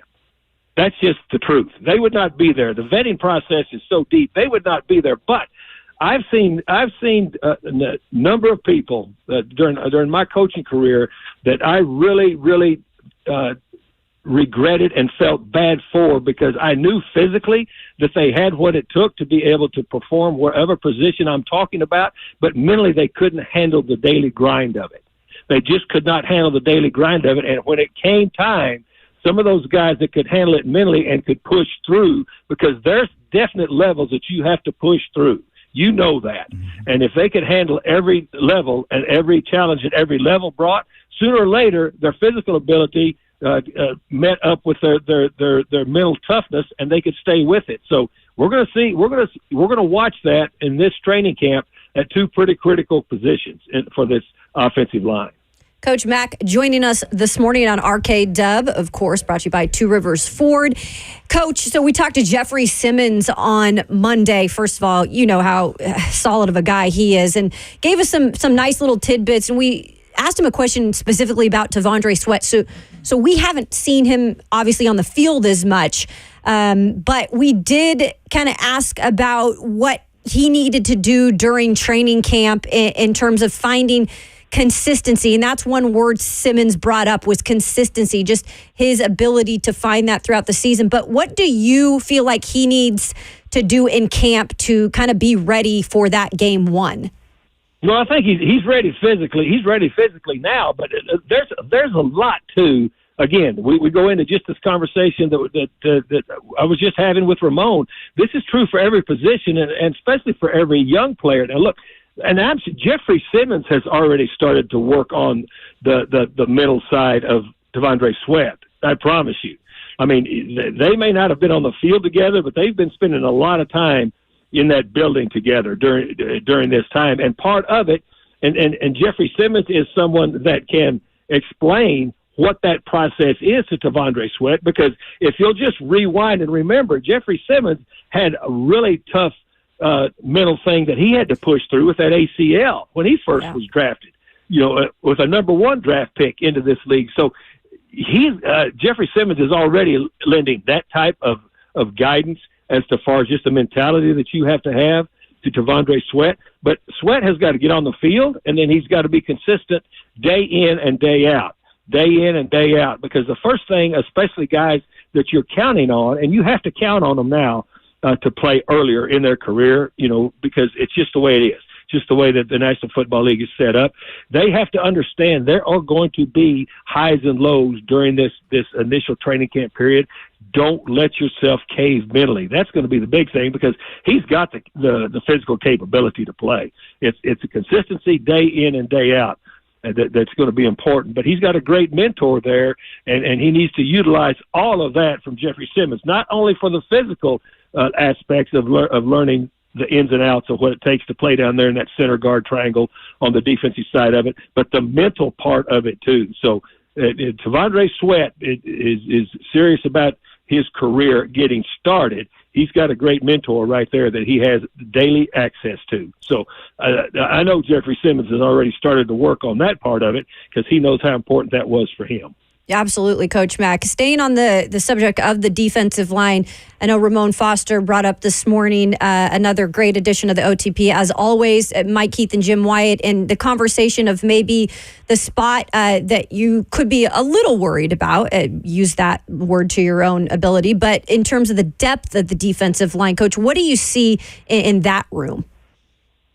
Well, they're going to find out. Look, this defense is the first thing you have to find is not only guys being a starter in this thing is important, but the way that this defense is going to be deployed, and I can speak with some clarity to this because I did it with this defense for 5 years. You're going to need rotational guys that you can put in there because the pace that this defense is going to play at, it requires you being able to roll guys in at times where you can't just say you've got to go in there now when we feel like this game's pretty much at hand. You've got to be able to go in there at crunch time. So they're going to find some of those guys now. So you're going to have pillars that you're going to lean on. You're going to lean on Jeffrey Simmons. You're going to lean on Harold Landry. Sebastian Joseph Day is a veteran player. I mean, he's going to be in that rotation. You're going to have to lean on him. You're going to have to lean on Arden Key out there. Now, what you're going to have to find is guys that not only you can insert and feel comfortable with, but they understand what their roles are when they go in and what's expected of them when they go in. That's why this training camp, this was a very critical offseason for the reset of this football team, and we're still in a reset mode of this football team. They're much further advanced than they were when it first started, back before the talent acquisition period started. So we're going to find out. And to make any prognostication on this defense right now, to me, it's extremely early. I think we can be very, very. We know this.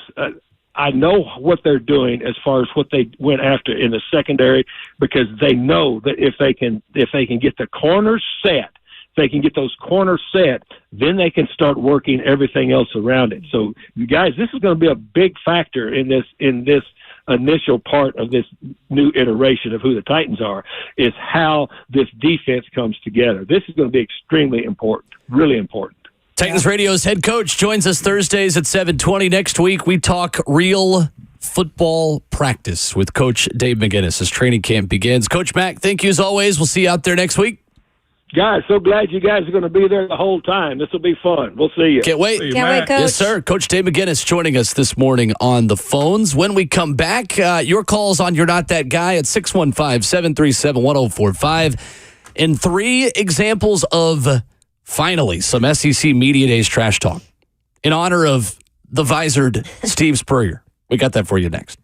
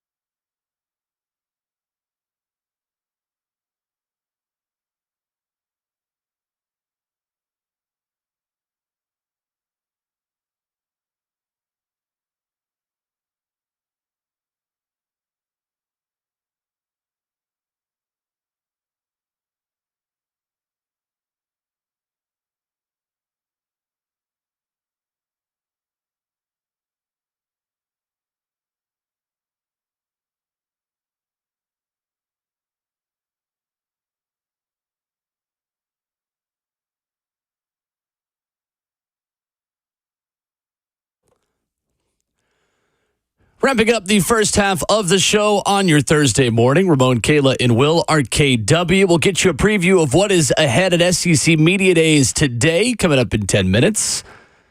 You're not that guy through hour 2, 615-737-1045. Let's go to Josh in Nashville, who is up next with something to complain about. What's up, Josh? Hey, good morning, y'all. First, I got to start with an admission. This Saturday, I joined X, formerly known as Twitter. I know I've joined the modern world here of communication. You have. And what a day to join Twitter, given the events that happened in Pennsylvania with former President Donald Trump. And but I guess you're not that guy is, who knew we were walking and inhabiting this earth with so many experts on security protocols and counter sniper tactics. I had no idea that there were so many sniper experts out there. I guess every redneck, of which I am one, who's ever shot, a tin can off a hay bale, has all of a sudden determined that they are an expert in Secret Service protocols. Now, I do have to kind of take my own medicine on this because I lived inside of a security bubble for many years of my professional life. I worked at the White House, and I am familiar with some of these protocols, but I had to continue throughout the day, throughout the weekend. I had to go look at myself in the mirror and say, do not respond to all of these quote-unquote experts. Josh, experts. You are not that guy. You're not that guy, pal. Trust me. You're not that guy. Down. That's awesome. Josh. That's awesome. Everything that I've just learned about Josh in Nashville is that he is way too smart to be interacting with us heathens on Twitter.com. I was just going to say, he just went into the hole, which is X/Twitter. You didn't deserve that. You didn't deserve that. That's awesome. There's nothing else we need to say. That's fantastic. Right? I know. I thought about it, Josh. You eloquently put that together right there. Oh my God. I wanted to touch that one, but I was like, nope, Josh, thank you. I mean, X is the expert at everything, right? Oh my gosh. You deserve better, Josh. You deserve better to be with those heathens. Now that you're on Twitter, rule number 1 is that we call it Twitter. So yesterday, legitimate trash talk at SEC Media Days. Do we want Greg Sankey trash talk? Do we want Egg Bowl trash talk or Alabama trash talk first? Take your pick. I love Sankey because he said that like he was Suge Knight in the 90s, okay? Okay, we'll start there. Hit him with that. There we go. Matt Hayes tweeting this out. Greg Sankey on Jacksonville Radio 1010 XL. Quote, Georgia was one of the best 4 teams in the nation and didn't get in the playoff, but you didn't see us jumping up and down and complaining and hanging national championship banners. It sets the tone for the conference, man. Talking about you, future Big 12 power Florida State. Wow. I love that. I love that, man. Then we've got Chris Lowe, ESPN.com, tweeting, Mississippi State linebacker John Lewis roasted Ole Miss's come to the sip mantra. Quote, it's overrated.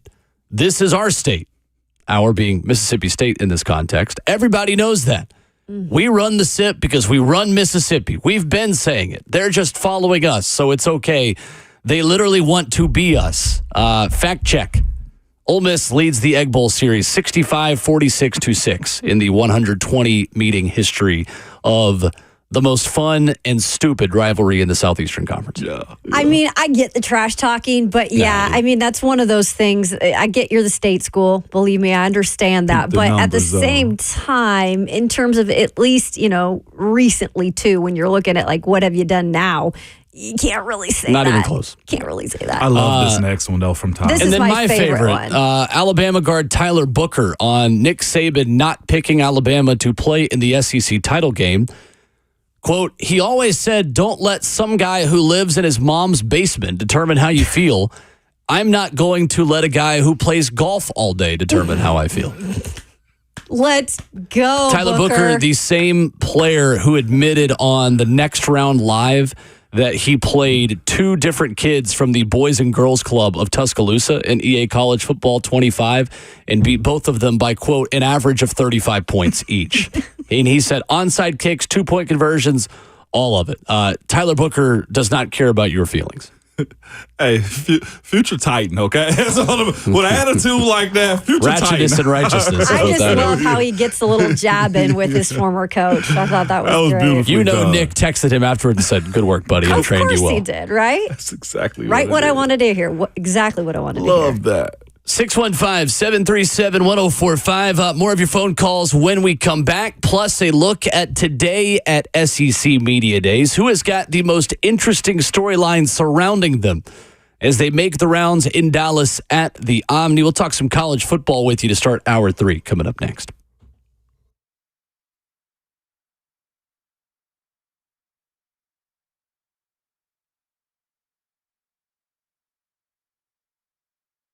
Buying a diamond, if you're not properly educated, is hard. If you're not careful, you can overpay big time. Small variations in diamonds' quality specs can make a huge difference in its value. That's why I always recommend going to Genesis Diamonds first. Genesis Diamonds education is second to none. They will teach you the secrets of the industry. They will explain how diamonds are priced on the world market. Their non-commissioned experts will make you a savvy buyer, even if you decide to shop somewhere else.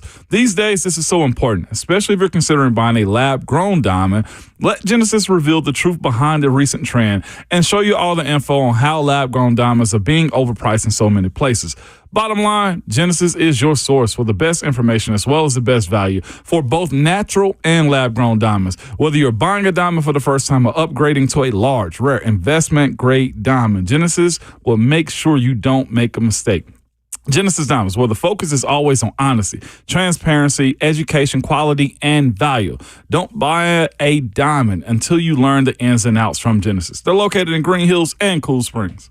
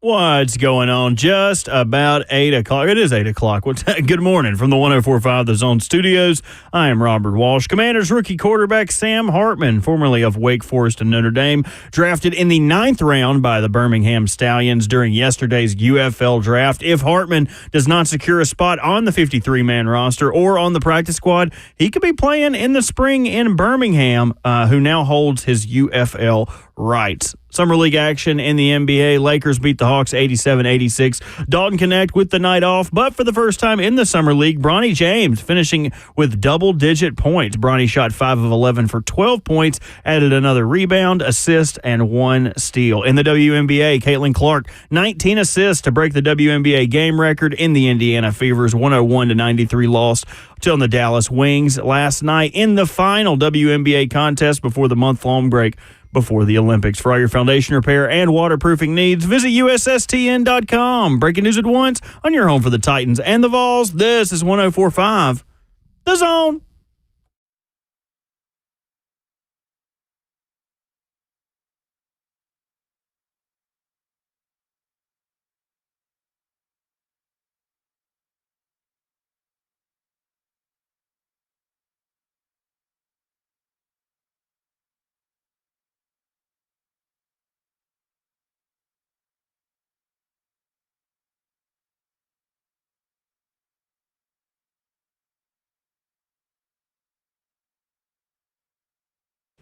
Second half of the show, hour number 3, getting started on a Thursday morning. Ramon, Kayla, and Will, RKW. Still to come this morning, ESPN's Bill Connelly will stop by in 20 minutes. We'll talk some college football with him as SEC Media Days concludes this morning. We've even got a little bit of U.S. soccer we can do with Bill. He says on his Twitter that he is a football, soccer, and tennis nerd. It is a great time to be an expert on all 3 of those topics in the United States. Bill will stop by with us here at 8:20. The RKW Draft returns at hour 4 with a creative topic, the best athletes out of fictional characters. And that is where we leave it. Very broad topic. I feel like we will all have good teams because there are so many different ways that you can go. I was excited for this when I was at home writing down characters. Like, let's go. I still have not made my big board. We're going to let the spirit move here shortly. Okay. Imminently. There's a lot of ways to go with fictional because that's a very broad, like you said. That's thing. right. So maybe we all take different routes. I'm excited to see. This morning at SEC Media Days, 4 more teams wrap up the week in Dallas. Arkansas, Texas A&M, Auburn, and Kentucky. Who is the team with the most interesting storyline surrounding them entering Thursday at the SEC Media Days between Arkansas, A&M, Auburn, and Kentucky? For me, it's 2. The most interesting one would have to be Hugh Freeze.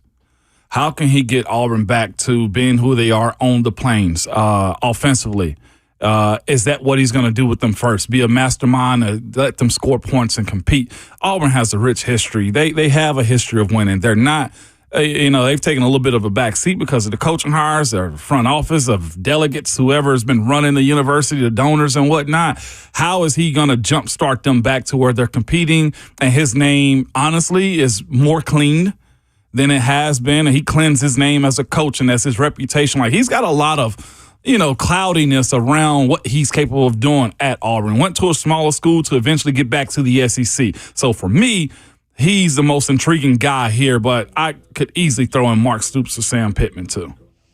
Yeah, you had mentioned even yesterday when we were talking about a team that might overachieve, Arkansas and Sam Pittman. With Auburn, it's a really interesting situation because it has really been unsteady ground in a place where they take football very, very seriously. And again, with that state not having a professional team, Alabama and Auburn are those teams for those people. And the state is divided. You could be in a mixed family, most likely, in the state of Alabama, and one side likes Alabama, one state likes Auburn, and Auburn has not been dominant and hasn't been for a while. And so when you look at the situation with Hugh Freeze this year, I think the biggest question I'd have for him coming into SEC Media Days is what have you done, and do you feel like you've done enough around Peyton Thorne to get him to be at that caliber of a quarterback in the SEC? Because he is technically a dual threat quarterback, but I think they had to utilize that too much last year. So you see they made the additions of Keandre Lambert-Smith, the wide receiver who came over from Penn State, Robert Lewis, the wide receiver from Georgia State, who could be a pretty productive wide receiver for the guy this year. Do you feel like the additions you made are going to help him enough where he doesn't necessarily have to feel like he always has to be the guy that's going to run, right? That he can utilize his arm as well. And I think that's what we always talk about in the SEC is how far can your quarterback take you? With Auburn, it's been a revolving door for quarterbacks. And at some point, like, I know this guy's a transfer and he's not going to be around for a super long time, but just to start to find some stability there and to build off of that, I think is so important for this team moving forward.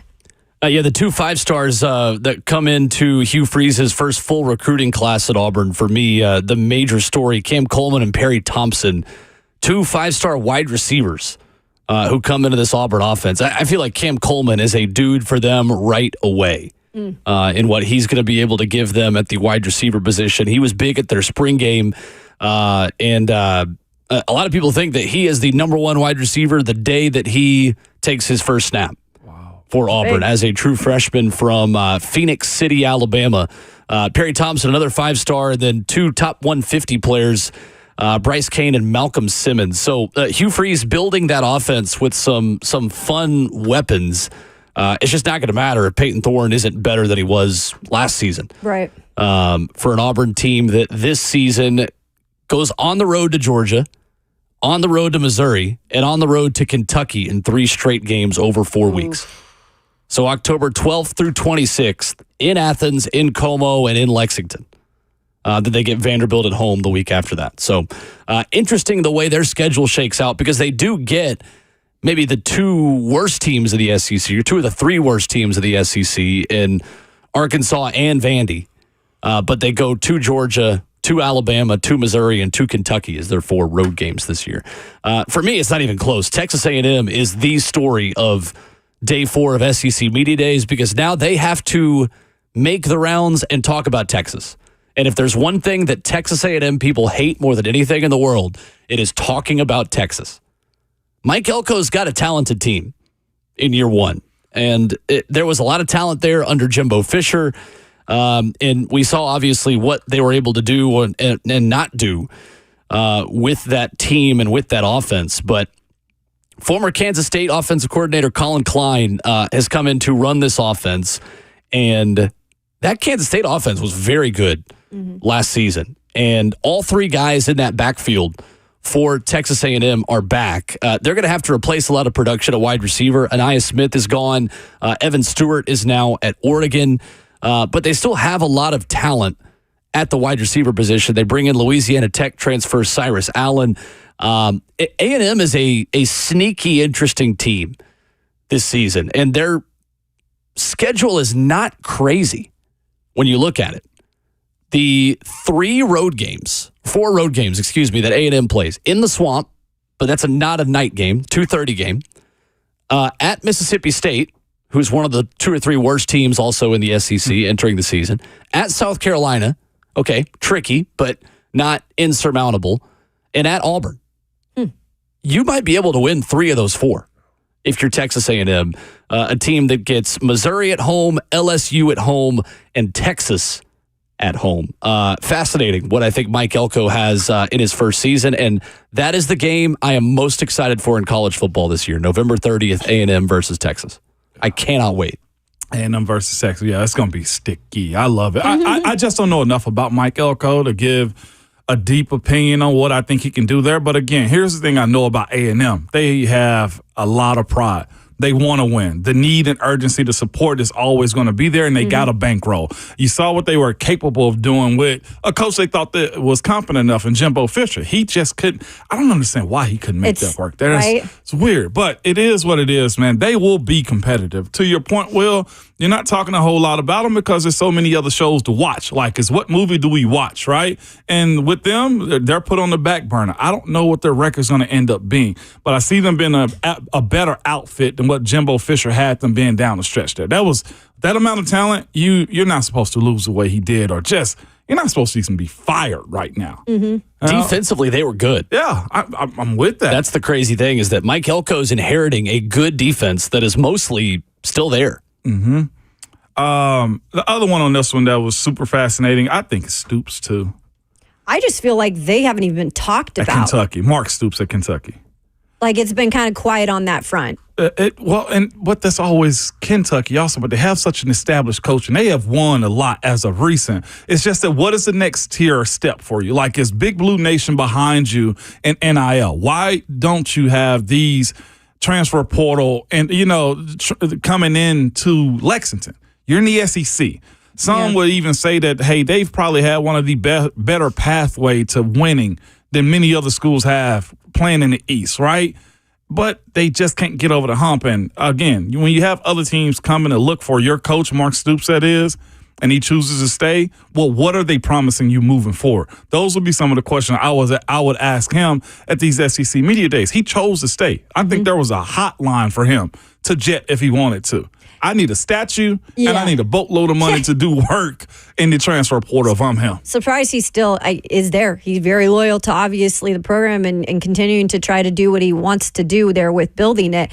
And with the quarterback situation here specifically, is that still something that will be in the works, or is the Brock Vandergriff kid? It's Vandergriff. Okay, that transferred out of Vanderbilt, right? He's the guy. Yeah. Out of Georgia. Out of Georgia, I'm sorry. Yeah, former five-star. My bad, guys. I'm looking at name and I'm getting it in my head. But yeah, out of Georgia.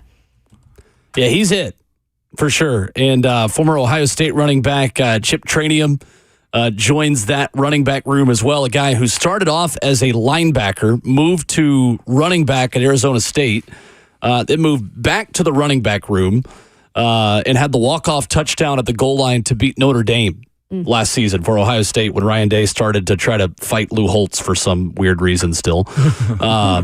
That's a very interesting team. Yeah. And a former Aggie coach for a couple hours, Mark Stoops. It is.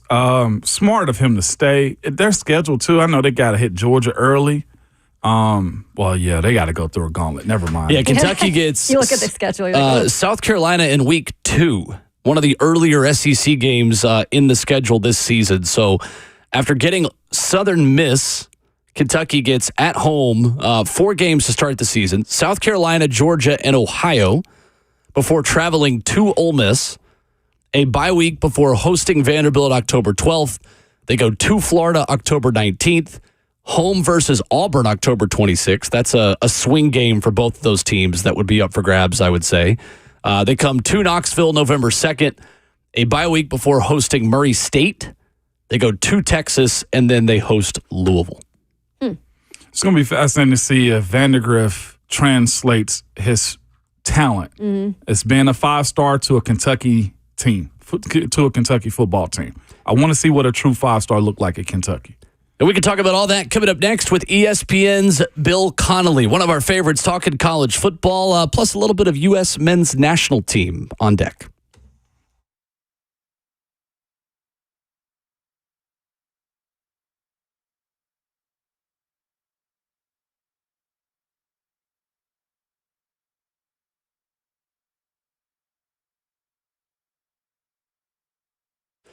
Hey, it's Will Bowling here for my friends at Lee Company. Are you looking to keep your home in great shape year-round?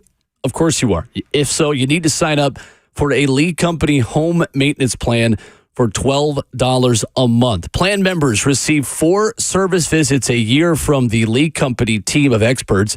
And the best part about this is you are going to stay ahead of the unpredictable weather here in Middle Tennessee. What you get is a heating system tune-up, an air conditioning tune-up, important for these hot Tennessee summers, an electrical inspection, and a detailed plumbing inspection as well. That's 4 annual visits for $12 a month. For the very best in-home service, you got to call Lee Company for this great price, 615-567-1000. That's the phone number to call. You do that today. You visit them online at leecompany.com. They're going to take care of you year-round, 24/7, 365. And they mean that. When you need help, they are there ready to help at a moment's notice. Search Home Maintenance Plan at leecompany.com to join their membership.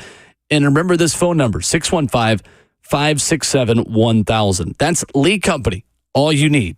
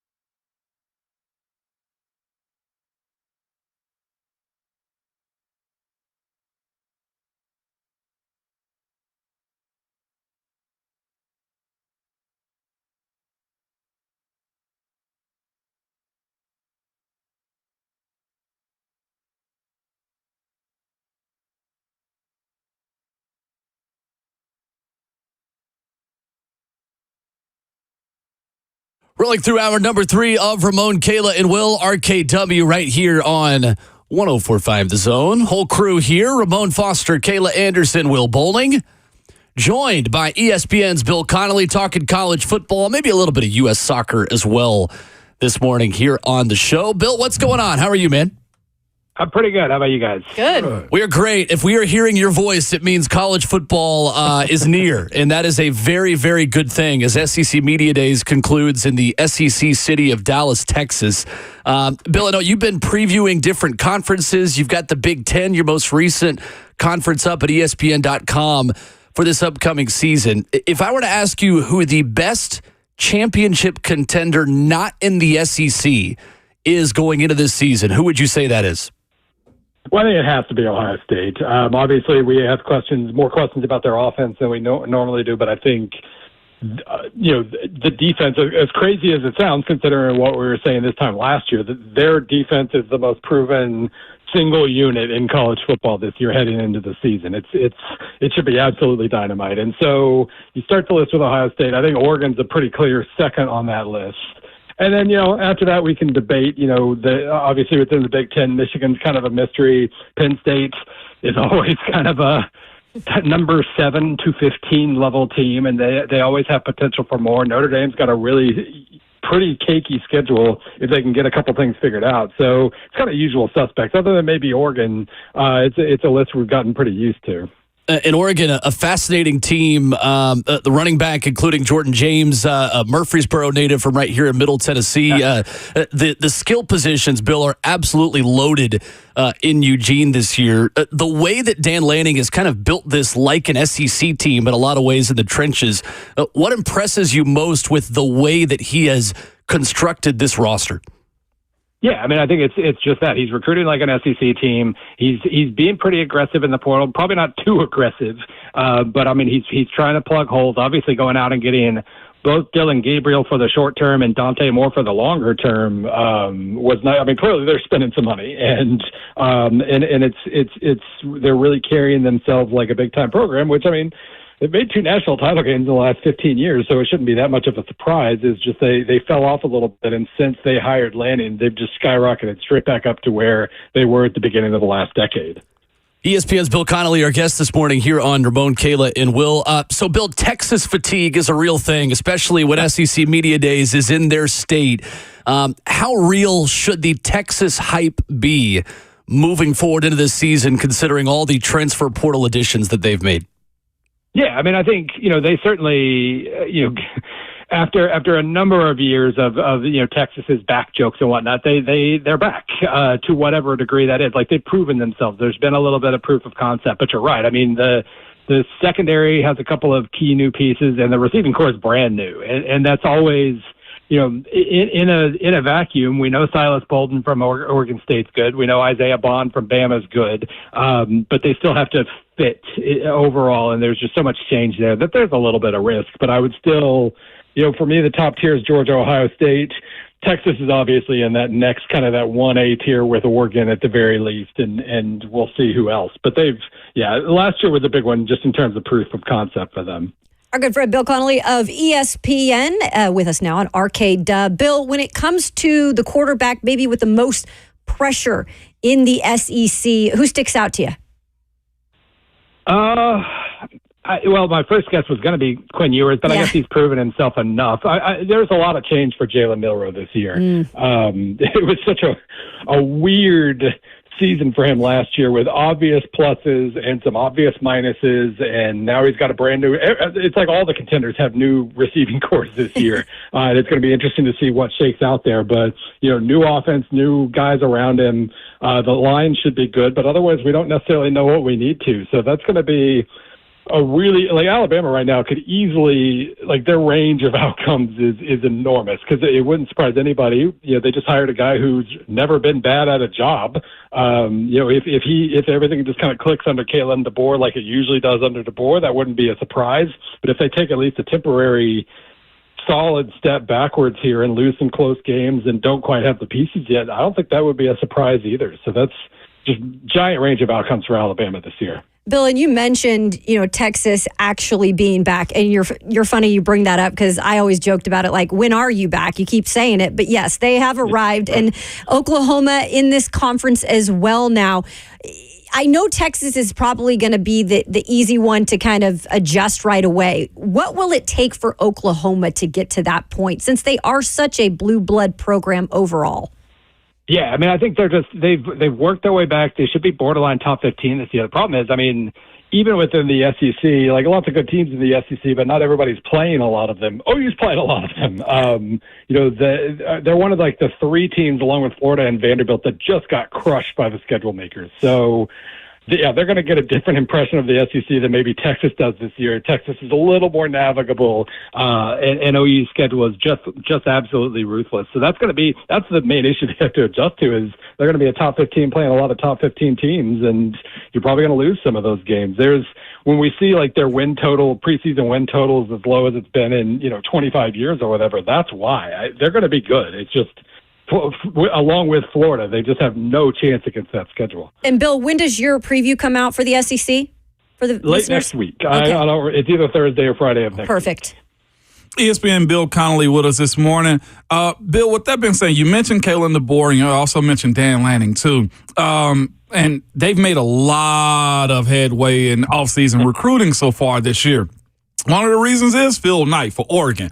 When you have him at least reported as saying he wants to win a championship, he's 86 years old. When you mentioned that and Nike and the collective that they have, does that put pressure on other schools to deliver the goods the way Oregon is right now with their boosters and collectives? Yeah, I mean, I think it is an interesting scenario. We don't know what NIL is going to look like 3 to 5 years from now. But right now, it is an opportunity for those who want to invest, and those who are doing the best job of investing is slightly different than, just looking at a list of recent winners. Each school is, doing a kind of a different level of job there. And that's really interesting. It's a good time, so we've got the Oregons that are trying to spend like blue blood, so to speak. And then we've also got some interesting teams like Ole Miss and Missouri this year that have a special amount of experience, and they've got the schedules that, they've got probably the weakest schedules in the SEC, the best opportunities they're going to have. And so I think we saw, especially with Ole Miss, kind of going for it. Like the concept of going all in on a specific year is kind of a new one for the sport. We've seen it plenty in other sports. It's like making a couple trades right before the trade deadline or something. But that's the NIL thing really is interesting to follow, and for both of those reasons. And it does kind of. I'm curious about like an Ole Miss, especially. Can they use the portal and NIL money to actually catch all the way up to a Georgia and whatnot?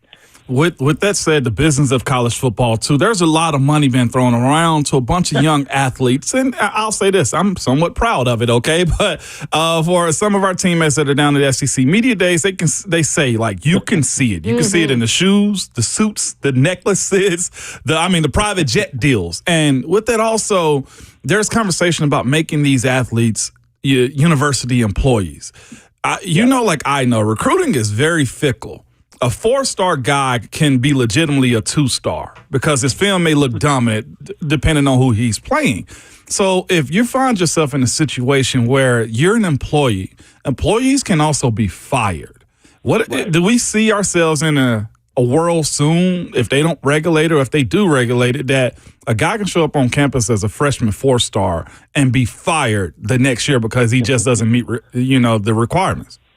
Yeah, I think it's just basically taking things that are already happening and making them kind of starker. Because we already know, at the end of spring practice, Coach knows he's got 89 guys right now and he needs to cut 4 of them. So he'll, I think they always call it having a hard conversation about where they're headed in this program and whatnot. And you can't put them in the portal, but you can strongly encourage them to do it. And so it's basically that. But you're right. I mean, right now it's a crazy situation where you basically have to re-recruit your same guys all year. And if if you give them extra NIL money in December and then they threaten to enter the portal in the spring, you got to give them more. And it's wearing boosters out, and it's just a very disorganized system. I do think that moving forward, whether they're called employees or not, there's going to obviously be revenue sharing. There's going to be more contract-based activity. And I think while that also means that you can be treated like an employee and disciplined and fired and all that stuff, I think it's going to be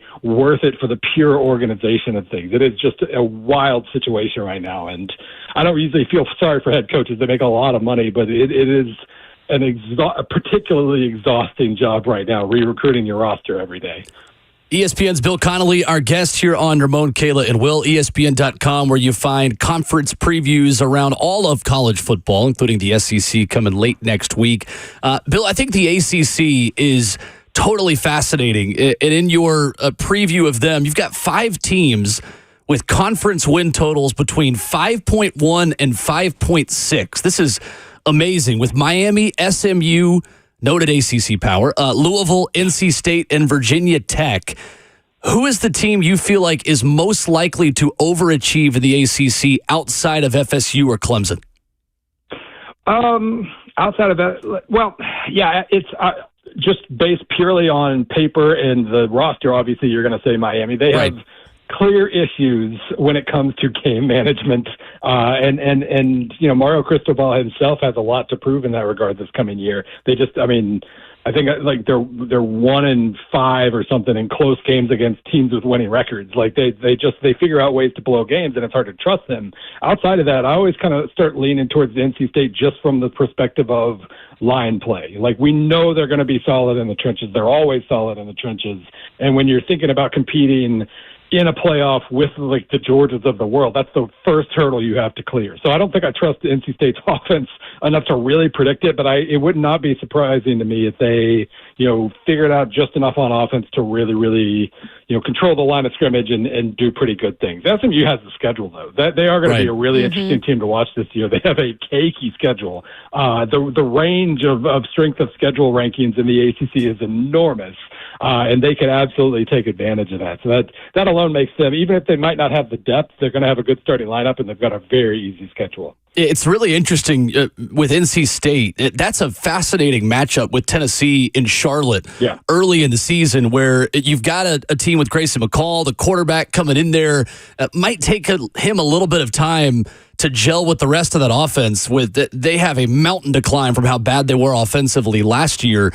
But on the offensive line, you talk about going up and maybe negating James Pierce Jr., Tennessee's biggest weapon on defense. It should make for an interesting contrast to styles. Yeah, I think, I'm curious if NC State can, the biggest question mark I have for Tennessee this year is the secondary. It's just brand new. and I don't know if NC State's the team to really test that. But yeah, they're going to have a chance to at least negate some of Tennessee's strengths. And if we see kind of the same issues we saw for Tennessee last year, where, suddenly they weren't making big plays on offense and they were getting bogged down in the red zone, things we're not really used to seeing from a Heupel offense. If that's not immediately fixed by a quarterback change, then NC State's going to have the guys on the line of scrimmage to, force Tennessee to get resourceful and win that game. I assume they will, because I really do. It's the teams that can pass that I'm curious about against Tennessee right now until we see what the secondary is capable of. But yeah, that's going to be, it's a fun matchup, but it'll answer some questions at the very least. Bill Connelly of ESPN. You can find his work on ESPN.com. Bill, with the craziness that goes along with the conference realignments, it seems almost every year, you've got Greg Sankey who says, hey, right now we're good in terms of maybe adding an FSU and Clemson. You've got the Big 12 saying, hey, we're open to that. You've got the Pac-2, which we don't know what the heck is going to happen there. Bill, in your honest opinion, how much more are we going to maybe see of conference realignments in the near future even? Well, if Florida State wasn't being so loud about everything right now, I would say we'd probably be in a stable position for the next few years. But they do seem willing to blow things up, and it'll be like, even if it ends up with them getting out of the grant of rights and just being like going short term with the Big 12 for 5 to 10 years and then figuring things out from there, it does seem like they're really, really pushing for a move, even if they don't know what their home's going to be, and that makes it that makes everything feel volatile. Nobody's gotten out of that grant of rights yet. We don't know that it's going to happen. And honestly, Florida State's fine as a program moving forward, even if they're only making tens of millions of dollars in the ACC. But Yeah, it feels like just the level that they've gone to agitate and talk about private equity money and all these other things definitely doesn't feel like a stable situation right now. All right, Bill, we've got an opening with U.S. soccer.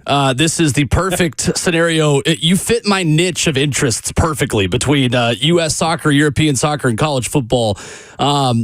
We could have spent the entire segment just based on the tactical differences between Wilfred Nancy and Steve Cherundolo. We'll save that for another day. But who is the realistic option that you feel like is an attainable choice for U.S. soccer replacing Greg Berhalter that you feel would make sense for the U.S. moving forward in the most important 2 years maybe in the history of American soccer?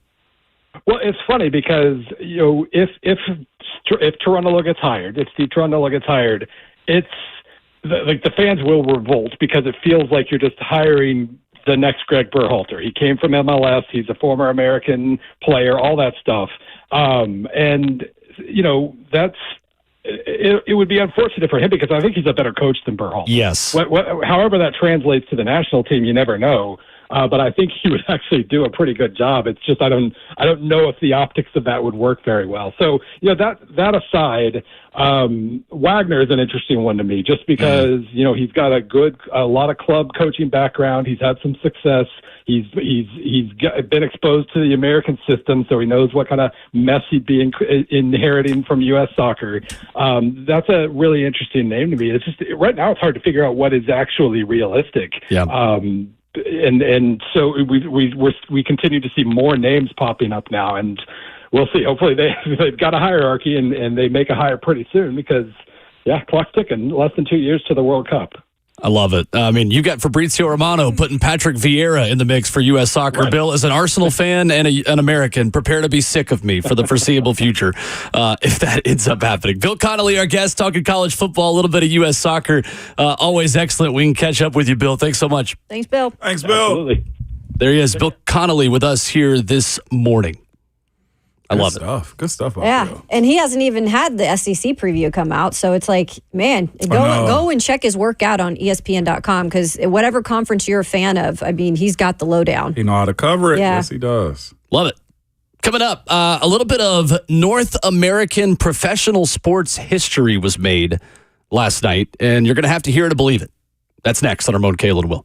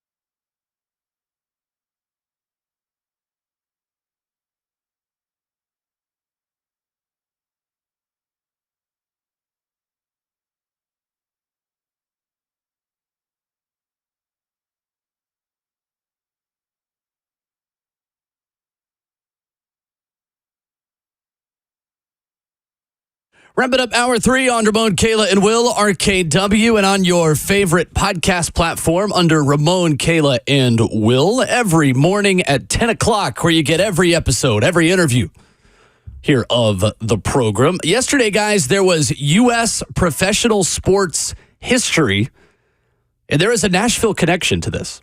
Did you guys see the history that Kevin Sullivan made last night? No, did not. Philadelphia Union last night had a 5-1 victory at home, Subaru Park. Philadelphia Union will host Nashville SC. You can hear that game Saturday night right here on The Zone, 6 o'clock pregame, 6:30 kick with myself and Lucas Panzica.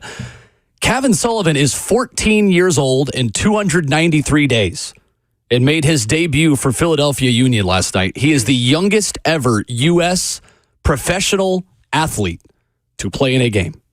14 years, 293 days, 13 days younger than former prodigy Freddie Adu, who had the record. No more. Wild. Yeah, good. For a sport like soccer, where there is physicality, but skill is a huge proponent of success for them, I think that's a good thing. Hopefully there's others right behind them, because when we speak about the World Games and where other countries are, how, one, they respect soccer and how they go about being athletic. I mean, their athletics with the game of soccer. I think the United States is far behind as far as how we allow our kids to do certain things. It wouldn't shock me if this 14-year-old probably was homeschooled, sent to a training facility at all times. So I'd be shocked if this kid is going to high school, is what I'm saying. This is probably a family decision that, hey, you're actually pretty good. We're going to homeschool you and train you. Yeah, I mean, I'm not some soccer expert here, but I have followed the game, and I did recently watch the Beckham documentary on Netflix, and you see from a young age that these players over there that are just, first of all, the highest paid athletes in the world, but also they're just on a different level. They start and they're like in the organizations from a young age. And that's like incredible for me to know a kid that's 14. I said guy, he's a kid still, is able to be now at that level here, in the U.S. It's pretty interesting. He has also already been signed by Manchester City. Wow. In the English Premier League, the 3-time defending Premier League champions, unfortunately. They have signed him. When he turns 18, he will go to England. And the fee will be up to $5 million for his services. His brother, Quinn Sullivan, scored a heck of a goal in this 5-1 win over New England as well. The funniest part about it is that there are work restrictions for minors in the city of Philadelphia that had to be worked around for this. So minors ages 14 and 15 may not work before 7 a.m. or after 7 p.m. or more than 3 hours on a school day. Otherwise, they may work up to 8 hours. They also cannot work more than 18 hours per week. And the league ensured that his participation complied with Pennsylvania law, which is kind of wild. That you've got to get around childhood labor restrictions. Laws. Yeah. Good. To put a 14-year-old in the game. That's fascinating right there. Good for him. Congrats to the family. Yeah. The interesting thing about this, and I'll make this as broad as possible for our audience, but there is another wave of U.S. soccer talent that's going to come through in about 6 to 8 years that I am of the opinion will be our golden generation. So we talk about this a lot, that for a while, soccer has been the sport of tomorrow. When does it ever become the sport of today? Major League Soccer invested in a major way in youth academies in the last decade, 5 to 10 years. And we are starting to see the benefits of that. So MLS has allowed U.S. soccer to develop 14-year-olds that can get signed by Manchester City. I mean, this kid's been with Philadelphia Union for quite some time and joined their youth academy 4 years ago when he was 10. So wow, he has been playing in a MLS youth academy since he was 10 years old.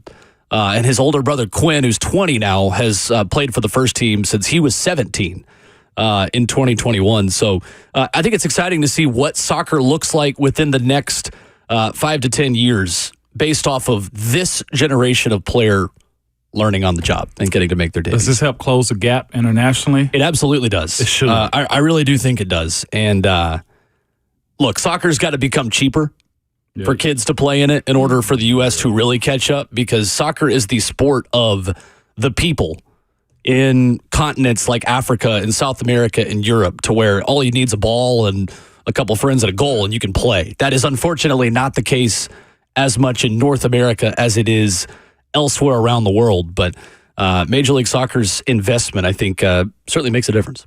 It does. I also wonder with us here in the United States, do we have too many sports options too? Because some of the DBs that play football that don't, maybe play small college ball should probably, I ain't gonna say should go play soccer, but they don't have football huge in Mexico. They don't have it in Paris like that we do here. I don't know if that's it as much, because you still do have competing interests in other countries. Like rugby is very big in a lot of very good soccer nations. Cricket is very big in a lot of good, footballing, quote unquote, soccer nations. So we have so many people in this country that, to me, the main problem is how expensive it is to get in the AAU and youth soccer world and have to pay for a lot of it yourself. I think that is the biggest reason why the U.S. is not at that level, is because kids are not learning technical abilities specific to the sport when they're 6. You can say 8. that about a lot of teams too, or programs too, though. If you want your kid to get to the top fast, you have to pay money now. Yeah, and that's what's so difficult, whether it be hockey or baseball. It's just like, man, it makes it so much more difficult for those sports. Somebody that's living it. I know. Tell me about it. I know. With baseball. 615-737-1045, our number. Media members submit their SEC championship predictions today. We'll give you ours coming up next.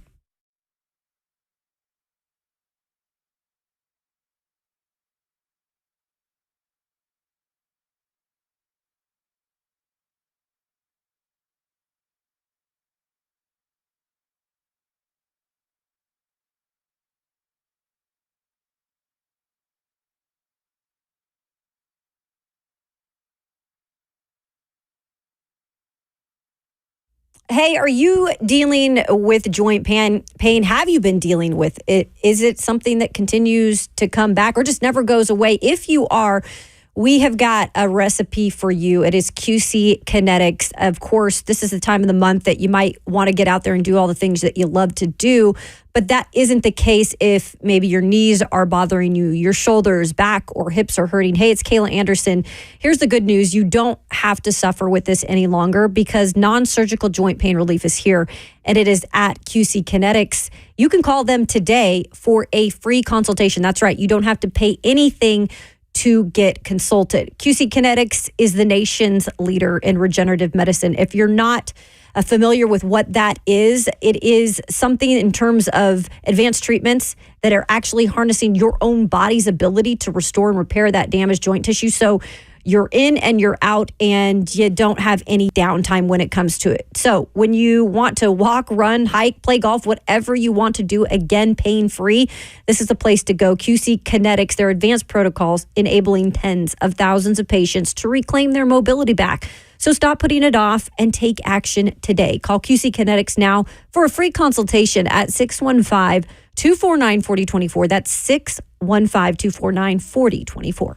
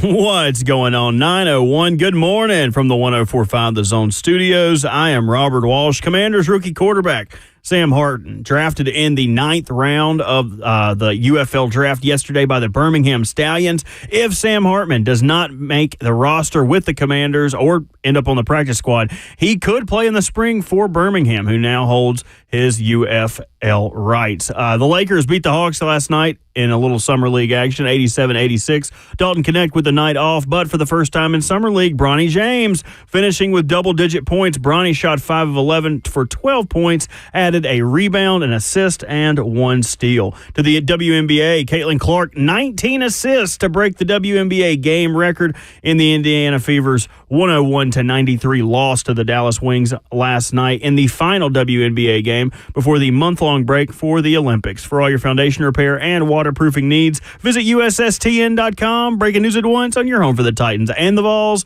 This is 104.5 The Zone.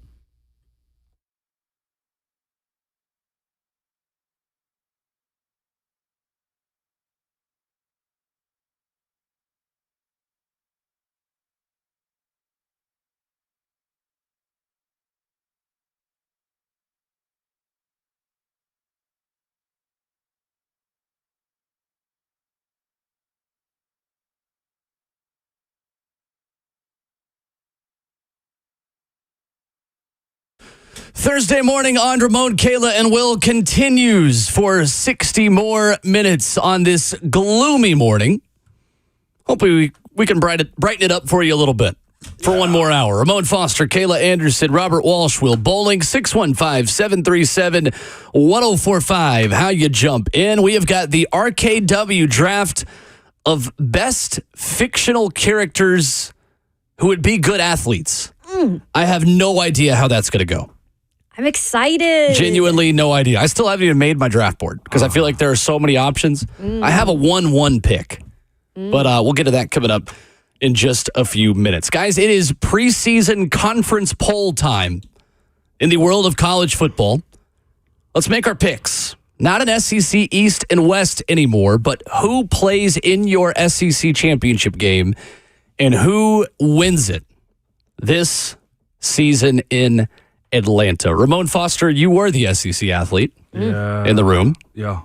You go first. Truth. Deciding games. So I got 4 of possible 5. Okay. I biasly want to throw in Tennessee, but I'm a hold out and suppress my orange-tinted glasses, okay? But I got Georgia, Bama, Ole Miss. Deciding games.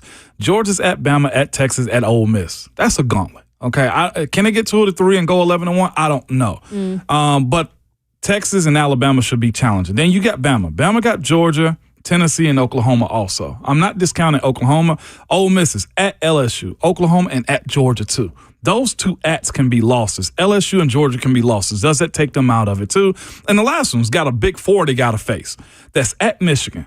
That's Texas, that is. At Michigan, they got the Red River rivalry against Oklahoma. Thanks for being PC on that. I know. I thought about that. They got at Michigan, they got Oklahoma, they got Georgia, and at Texas A&M, who we spoke about last time we was talking about their coaches. I think of this 4 that makes it out, I got Ole Miss. Ooh. Playing in the SEC tournament. And being real with you, SEC tournament? SEC championship. That's I'm all thinking right, of basketball right here. yeah. Right? No, it's not all right. Yeah, I got Ole Miss, and I got Alabama. Okay. I respect West you for versus mixing West. it up. Yeah, I respect Ole you Miss for and mixing Alabama. it up. I just think the pathway is a little bit easier for them. Then I'll be honest with you, Texas. And that's about it. I think Alabama goes to Wisconsin and win. So who is your SEC champion, Ramon Foster? Ole Miss. I'm going to throw a little bit of Whoa, sympathy Lane for getting Lane. some love. Lane's Okay. playing for his father this year. He died in Ole Miss. Known Lane Kiffin lover, Ramon Foster. Yeah, right. No, I'm far from that, too. I know. And the other thing, too, that gets me about this Texas schedule is the at Michigan game. See, that's actually my argument for one of the teams that when you look at it, you might think Michigan would be like, oh my gosh. But like Michigan lost a lot. They've got a new head coach. So that's why I had to go with Texas being one of the schools. Okay. Because I do look at their schedule and I'm like, okay, this is pretty manageable. And I am telling you, It took everything in me not to pick Texas. I do not want them to be in the SEC championship. The deciding games is where, Yeah, and I went down the list, and I'm like, and you're right, though, Ramon, when I first looked at it, I was like, oh, Michigan. But then I thought about who Michigan is. Who is really Michigan this year? We don't know. They're not going to be the Michigan of last year, I don't think.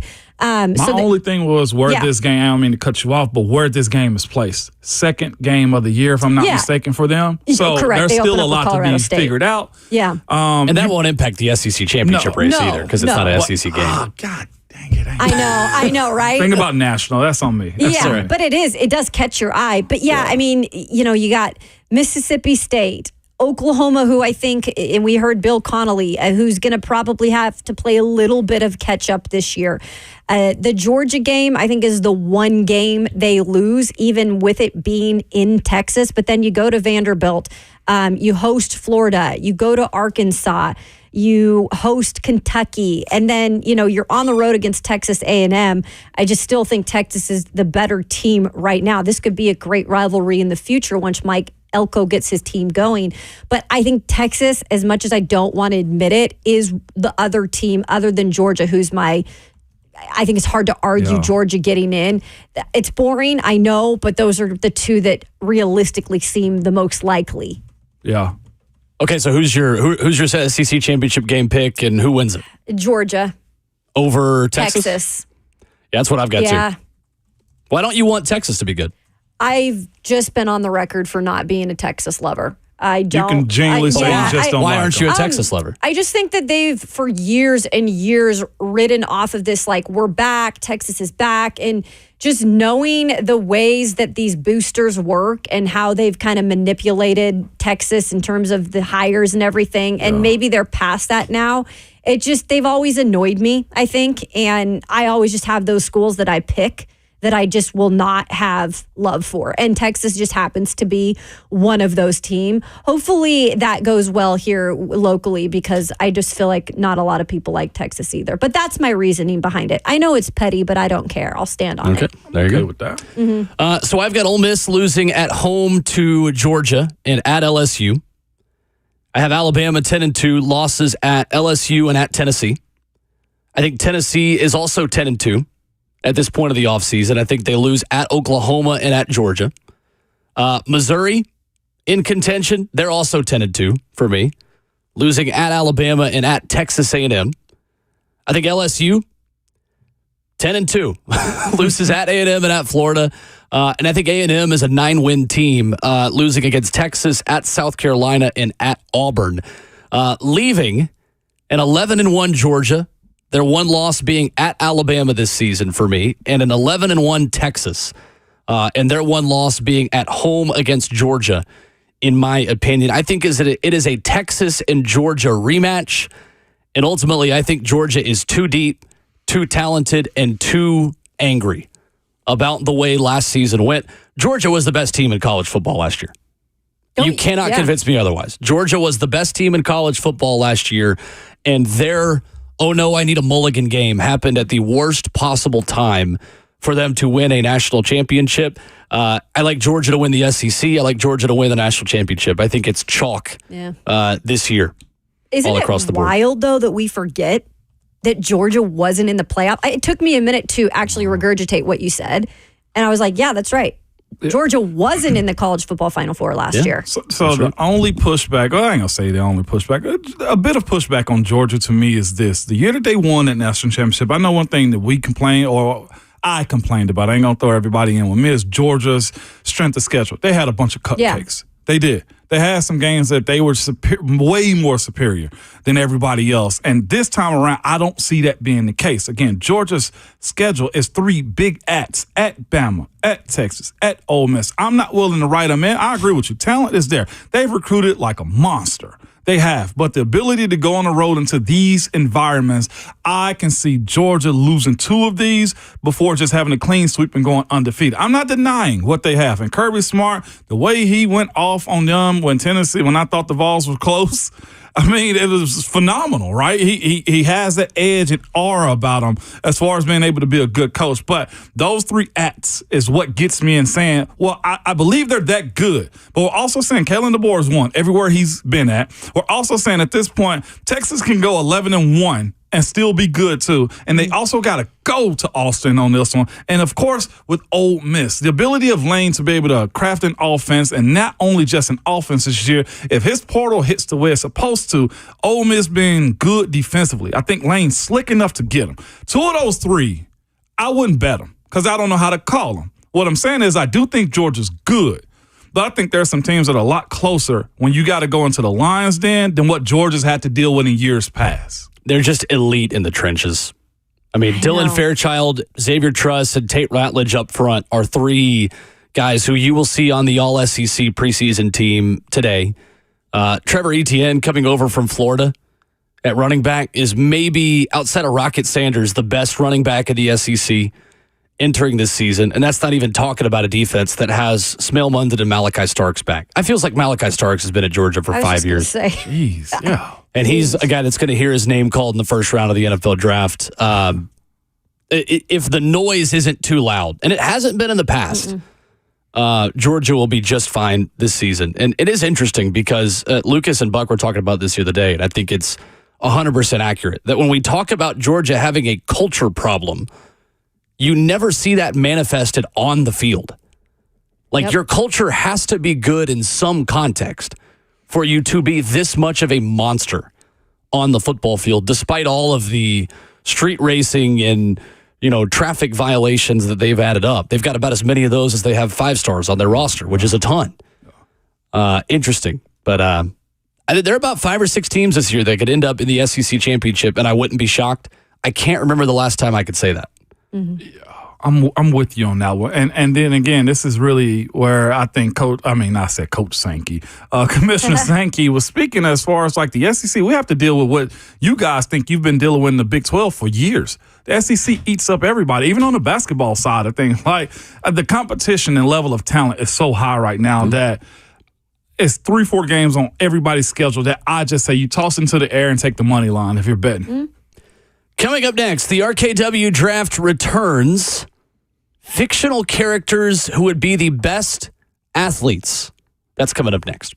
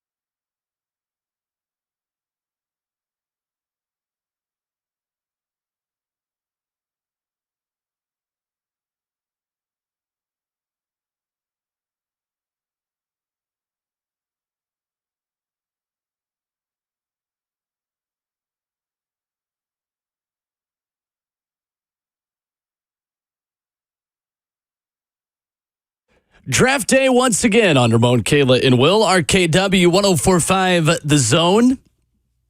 Ramon Foster, Kayla Anderson, Will Bowling. We are drafting fictional characters who would make the best athletes. Say one guy's a good athlete. It's Tiger Woods. He just put in about a 30-foot putt at Royal Troon. Open Championship starting. Tiger Woods is off and running. Was this a birdie? This may have been a birdie. Oh, that's terrible. He hit a bird. Not like Randy Johnson back in the day. That's right. And that thing exploded. Yeah, it did. It did. That's right. Yeah, it did. Goodness. We'll talk about timing. Before we get to the RKW Draft, let's go to the phones. Micah in Nolansville has You're Not That Guy for us. What's up, Micah? Good morning. All right, this is a late submission. EA Sports. Tennessee not ranked in top 3. Now, they're not in the top 25. That is disrespect. Future CFP champions. I'm convinced all the EA workers made the ranking. They are all Alabama homers. And they're disrespecting the future CFP champions. Thank you, Micah. Micah. I think EA Sports was trying to cut Michael's phone line there, I but But we did Tennessee get the not gist. ranked to the top 25. Yeah. There you go. Crazy. Let's go to Eric in Nashville, 615-737-1045. What's up, Eric? Hey, I'm counting down the days until August 31st when it's football time in Tennessee. Yes, sir. Let's go. Go Vols, right, Ramon? Yeah. Yes, indeed. Yeah, y'all are fun to listen to. You really are. But here's my take on the SEC championship. I know Georgia is still the team to beat until proven otherwise. So I'm going to say Georgia's in the mix. Here's my prediction: Georgia's going to beat Alabama. I know Alabama is still Alabama. They're going to be a threat all the way. But I still think it's going to take Kalen Foster a couple of years to get his own recruits going. They're not going to do things the Saban way anymore. Everybody knows that. So here's my prediction. I think Tennessee beats Alabama. We lose to Georgia, we being Tennessee. Georgia will still beat us. We got to play them in Athens this year. But somewhere along the line, a miracle or two is going to happen, and we're going to see the SEC championship be a pair of UTs. Tennessee against Texas. Wow. You know how to get me. Anyway, I mean, chances are there may be some people out there that are thinking I'm crazy, but I mean, I know Tennessee may not be favored by most people, but I think Heupel's got us in the right direction, and I think Nico's going to be better at quarterback than people expect him to be. So Tennessee against Texas for the SEC championship. There you go. Thank you, guys. Have a great day. Thanks, Thank you, Eric. The Hadn't other stopped Eric. smiling. Hadn't stopped smiling since he said that. Yeah. See, I'd much rather Eric say that than me. I'll be a homer. Eric. Did you text Eric? You know Eric really, huh? And you text him and he called in. He gets it. He gets me. He gets us. All right, so this is, how many drafts have we done? How many of each of y'all won? I've won 2. I think I've won 2. No, you haven't. I've won 3. You're right. I've won 3. You've won Yeah, you one. have. No, you won the second one, I think? I won the second You've one. definitely won multiple. I won the second one and the last one. I've won 2. Which is the second one? What was Was it the Fathers? Why did I think Fathers. I got Fathers. I was like, Sure why did. did I think last week I got was your Fathers. first win? So I think y'all each have 2 and I have 1. Okay. Yeah. I think. Robert didn't get one? No. Not yet. didn't get one. I knew that was coming. I knew that was coming. Shut up and draft. Shut up and draft. Yeah. You are first. Who gets to go first? You. Oh, me. No, you are first. I'm looking up how many of these we've done really I think quick. 5, right? I don't know. Yeah, I Okay. think we're at 5. But either way, Kayla, why do I get to go first? Because you won. Do I need to say it again, So we've done Ramon? fathers, appetizers, best things to do when sports aren't on, best places to drink a beer. Then we did last week college football traditions. That's 5. And then we did games. We've done 6. Shoot. We've done 6. So I think you have 1 more, Kayla. So you have 3. Ramon has 2 and I have 1. Believe Okay. you, Ramon Foster. Yeah. Yeah. All right. So Ramon gets first pick, Kayla second. gosh. I will go third, and Bert will go fourth. The task today is best fictional character athletes. That's not even the best way to describe this because it's just the fictional characters who would make the best athletes. How about that? 100%. Yeah, I'm because with you that. can go any direction. My first pick, man. Oh my gosh. That's That so sounds good so right lovely. there. Starting point guard of the Ramon Foster Fictional All-Stars has to go to Lola Bunny. Okay? I knew that was coming. Lola Wow. Bunny. Point guard, first pick. overall pick. Love it. Athlete, quick, shifty, decisive. Lola Bunny. Okay. Your team gonna make me act up, isn't it? Yeah, it is. Yeah, it is. I'm gonna be real with you. I got some good ones on this Okay. list. I was interested to see what sport you guys would all be building your teams for, because it's interesting you're building a basketball team. Yeah. Not necessarily. It's just Okay. Just need a point guard. That's the Yeah. position right there. Okay. Yes, best All right. available. Caleb? Yeah, so I don't know where I'm going with this. I'm just going to go with my heart, but it's really hard for me to shy away from this pick. Now, one of these guys actually has a nickname in terms of a former NFL player, but I'll go with his buddy who was also a Transformer, and Optimus Prime. How could you not pick a guy who has the strength, the durability, and the agility to add to your football team? I am going with Optimus Prime of the Transformers. Interesting. What position would he play? Yeah. on your Honestly, team? maybe even defensive end. I'd put him on the line, maybe Yeah, Nose tackle. nose tackle. I'm yeah. kicking the back of his heel to release his hydraulic fluid. That's what ya? I'm doing. I'm telling you right now, I'm kicking the back of his heel, Cal. I got to get the hydraulic fluid I out. don't know. He might just elbow drop you. Nobody wants to tackle him, though. I think I I'd have to know. have him playing both ways. Okay. That's fair. Yeah. That's fair. My first pick, I'm going to go in the direction of speed, ladies and gentlemen, because speed kills in any sport. I will go with The Flash as my Okay. first pick. I was wondering how many superheroes were going to end up in this draft. And you know Sure. that's the direction I'm likely going to keep going, because those are most of the movies that I have watched. I will not apologize for that. Marvel forever over DC. However, I will go with a DC character.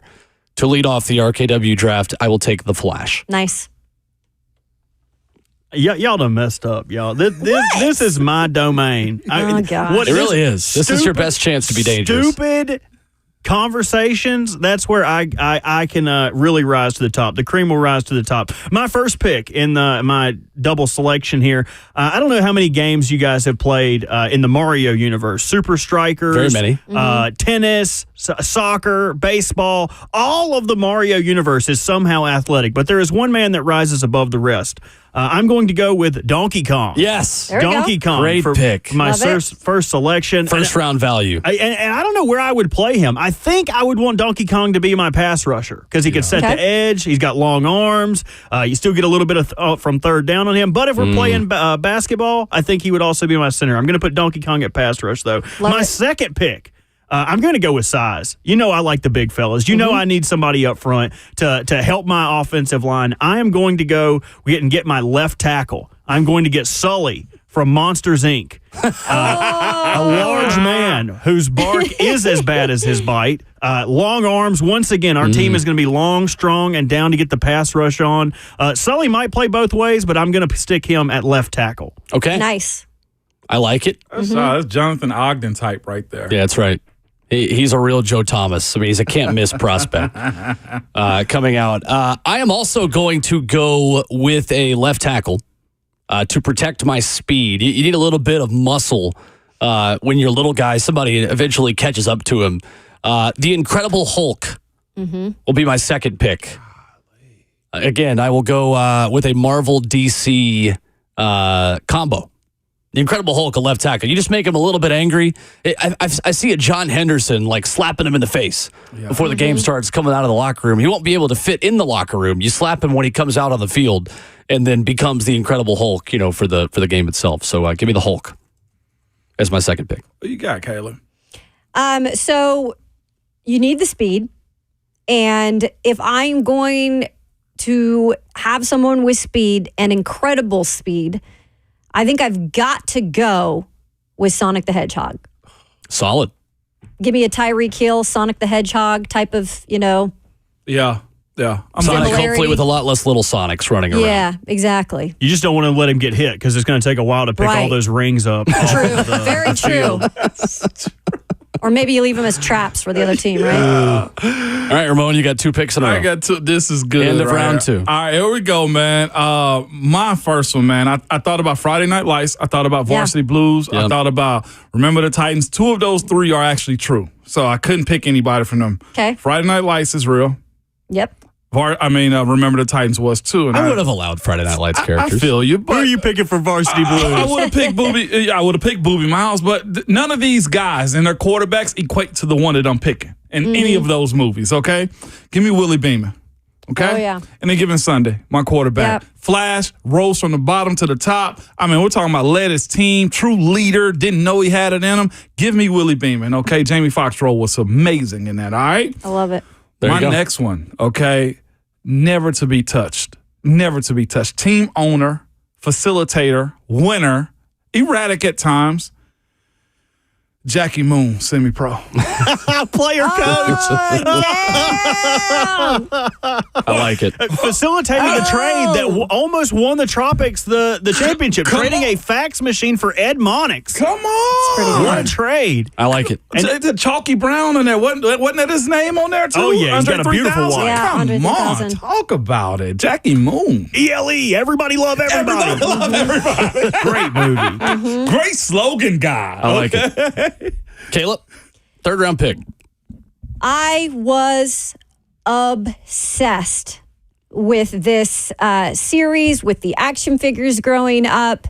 If I could pick all of them, I think all of them could contribute to a team. But if I'm going to pick the most athletic one out of the bunch, Michelangelo of the Ninja Turtles, baby. All day, every day. Okay. Man, the Ninja Turtle. I could live and breathe being a Ninja Turtle. If I want to pick one thing, I'd pick a Ninja Turtle because they could do anything. They could definitely add to your team, whether that be a football team, basketball team, whatever you wanted. I would love to see him playing baseball with the nunchucks. I think that would make me happy. Yeah. That's very true. I like it. That's a weapon, and you got to find him for that. Jeez. All right, so Michelangelo from Ninja Turtles. For my 3rd pick, ladies and gentlemen, he was a coach in this movie.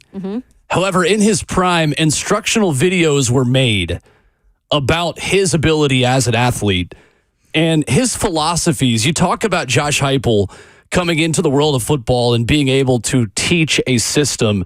This man taught us to dive, duck, dodge, democracy, and dive. Yes, I'm talking about Patches O'Houlihan. Oh, boy. From the movie Dodgeball. Yeah.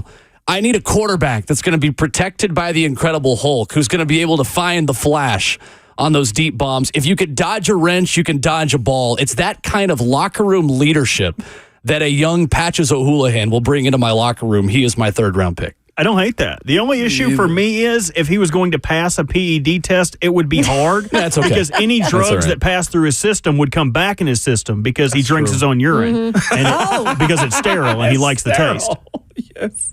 One of my favorite movies of all time, if I'm being honest. And I actually did not watch it until like 2 or 3 years ago for the first time, and I loved it. I got Absolutely loved it. Do I have back-to-backs here? Yeah. You do. Yeah, you do. These are your final 2 picks. All right, so I went with the meat in the first round. I got the big fellas, somebody who can handle my muscle. Now I'm going for the intelligence, the wit, the creativity on the hard court. I'm going with the man who led the fellowship to destroy the One Ring. I'm going with Gandalf the White to be my power forward. Wow. Not only will he be destructive on the offensive side, similar to as he took down the Balrog to become Gandalf the White, defense would be on lock. There would be no alleys going on because he would say, "You shall not pass." I'm going with Gandalf the White with my 3rd round pick. My 4th round pick, I had to get a little diversity. I was worried that Ramon was going to have the most eclectic group, taking Lola Bunny first overall. For my 4th round pick, I'm going to Will's world. In the world of soccer, I'm going to get a goalie. She is defensive, she is nasty, she is mean, and she has more legs than everyone else. I'm going Ursula to be the goalie. Oh, wow. So now when she goes to block kicks, she has 8 legs to do so. If you have a penalty kick, have fun because she is going to cover and smother the goal. Ursula is not getting scored on. Ursula is my 4th and final pick. I love it. Ursula. I love it. Interesting. I really thought you were going to take my sleeper pick.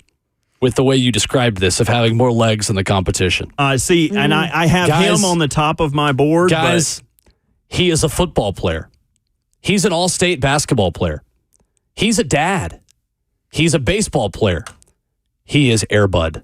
Oh, yeah. I love Air Bud. Air Bud is Gotta the put the animal in there. All-American. He is the mascot. He is the star player.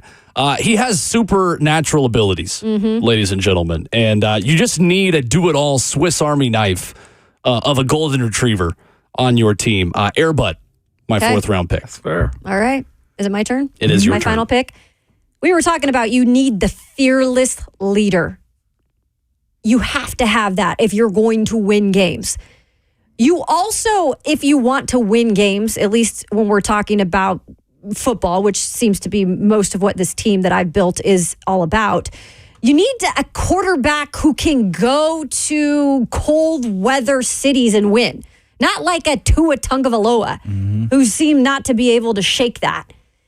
I am going with the fearless leader of Jon Snow. Jon Snow. Yeah. Okay. Interesting. Okay. I like that. I feel like I would have gone Khaleesi or Daenerys over Jon because you would have had a dragon involved as well. But, here's the thing. He died and came back. Spoiler alert. I'm sorry. If you haven't seen Game of Thrones yet and you're still... sorry, but not sorry. If you were going to draft someone else, I had Brianna Tarth on my list, too. She would The Mountain? She would. If you need Was right someone to there? go against Angel Reese, Brianna Tarth is going to handle that. Well, you just This need is cameras to be on someone else for Angel Reese to come at you. Go ahead, Ramon. Final pick. Okay. This one, to me, defied his mama. Okay, was very underappreciated. Had a lot of talent, didn't know it was there, man. And had a lot of people in real life wanting to be and play like him.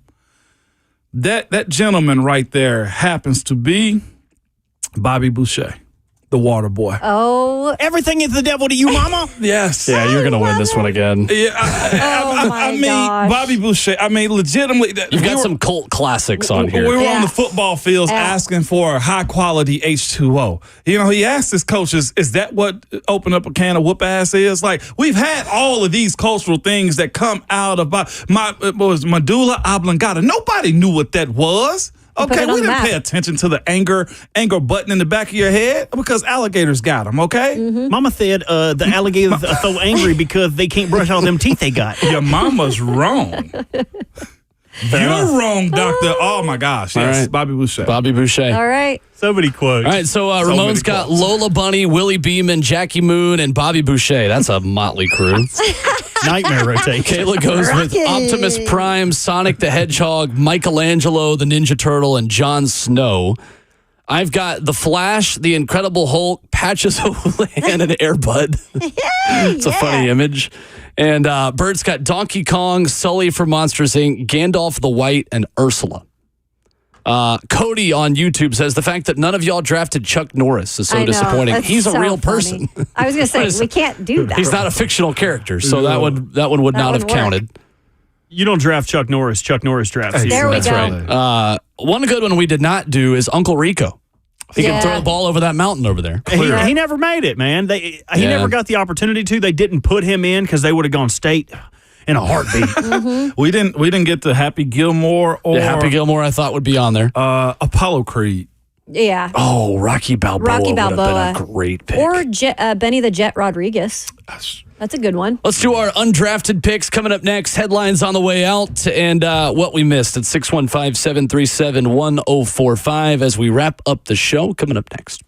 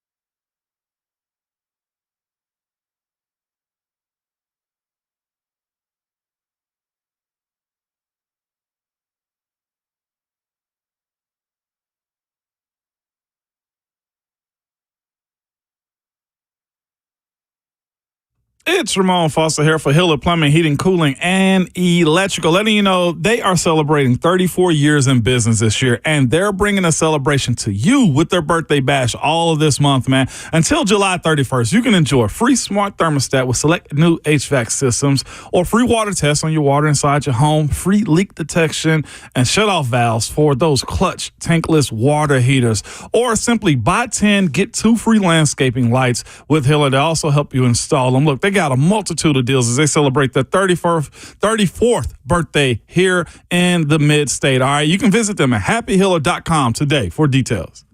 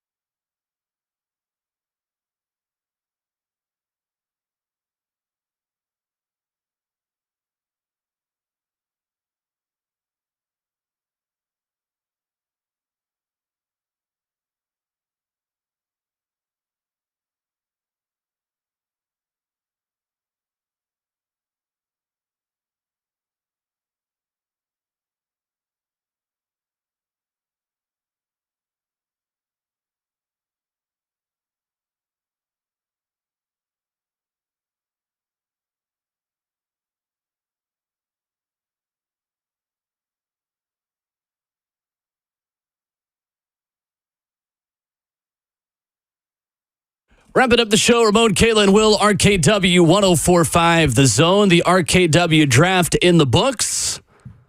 Mike tweets at us, says, at first glance, Kayla had me with Optimus Prime, very outside the box thinking. But then Will with the Flash and the Hulk got my vote, but nobody took Captain America, he says. Yeah, he was one I was thinking about. It's close. I love how every time somebody's like, why didn't you guys draft this guy? Why didn't this guy? There's only 12 picks. True. There are only 12 picks. 16 picks. 6 picks. Whatever it is. 16. Yeah, pick 6, whatever. 25 picks. Goodness. Yeah, like you said, I mean, there's only 8 picks, so... I think I'm going to stop drafting, guys. I've officially become butthurt at this. No one is ever going to pick me. No one ever listens to this segment and goes, damn, Robert had a great explanation of why he drafted his team. I'm going to go to Twitter and vote for him. No, they just look at the list and see names they know. So I'm just going to say I'm going to stop coming up with creative reasons for drafting people, and I'm just going to go, oh, it's the color draft? Brown. Here, Bert, I got you.